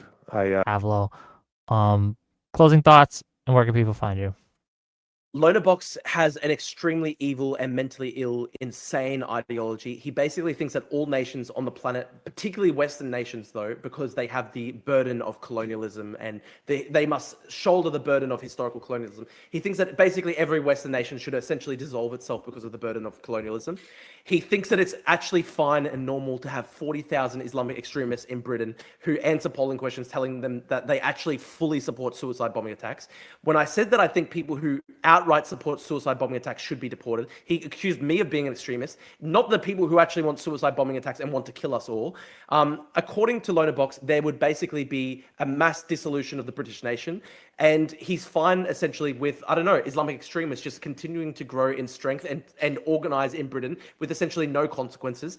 And he's just apparently fine with all these people living in Britain as foreigners supporting suicide bombing attacks and Islamic extremist terrorist attacks. It literally does not make any sense. Nothing I've said at all has been extremist. All I've said is that people who outright support open violence against the state, open violence against democracy, the mass killing of religious minorities like Jews, those people should be deported. I'm not talking about ordinary Muslims. I'm talking about outright Islamic extremists, people who literally say that they want suicide bombing attacks and Islamic extremist attacks. There's nothing Tommy Robinson about that. There's nothing extreme right about that. Mine is the moderate position because I'm just simply saying that a moderate goal of the British state should be removing foreign nationals from the country who support suicide bombing attacks and mass murder based on Islamic sectarianism. And I think that's a very normal thing to argue. I think it's very normal to say that it's bad to import Islamic extremist terrorists into your country. Where can people find you if they want to find you? I know that the audience will be 99% against me, so no one's going to go to follow me, but it's just at Drew Pavlin. You know what? It's okay. 99% of the audience is against me too. Okay? Like, no one hates... Fine. I will Wait, literally more than speak. Even if I'm the only person in the world with this position, I believe that I am the common sense, normal, moderate person. I think the extreme position is to import people who literally support ISIS into Britain. For some reason, like Lonerbox thinks that's a normal Common policy. sense if you're the only person in the world having the opinion. Well, if the entire world is filled with mentally retarded leftists, then what can you do? What can you do? Well, thank you both for coming. I do appreciate it. It's been a spirited one. So I do appreciate it, gang. Once again, Lonerbox is literally mentally insane. Lonerbox is literally mentally insane. His ultimate position is essentially the genocide of the West. okay, Lonerbox, the Arab, the genocider of the West, and I didn't say Drew he's Arab. Pavlo.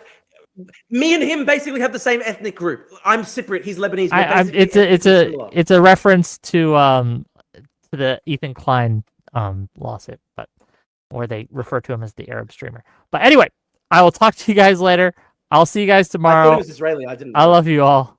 And I'll talk to you guys then. Peace out, Girl Scouts.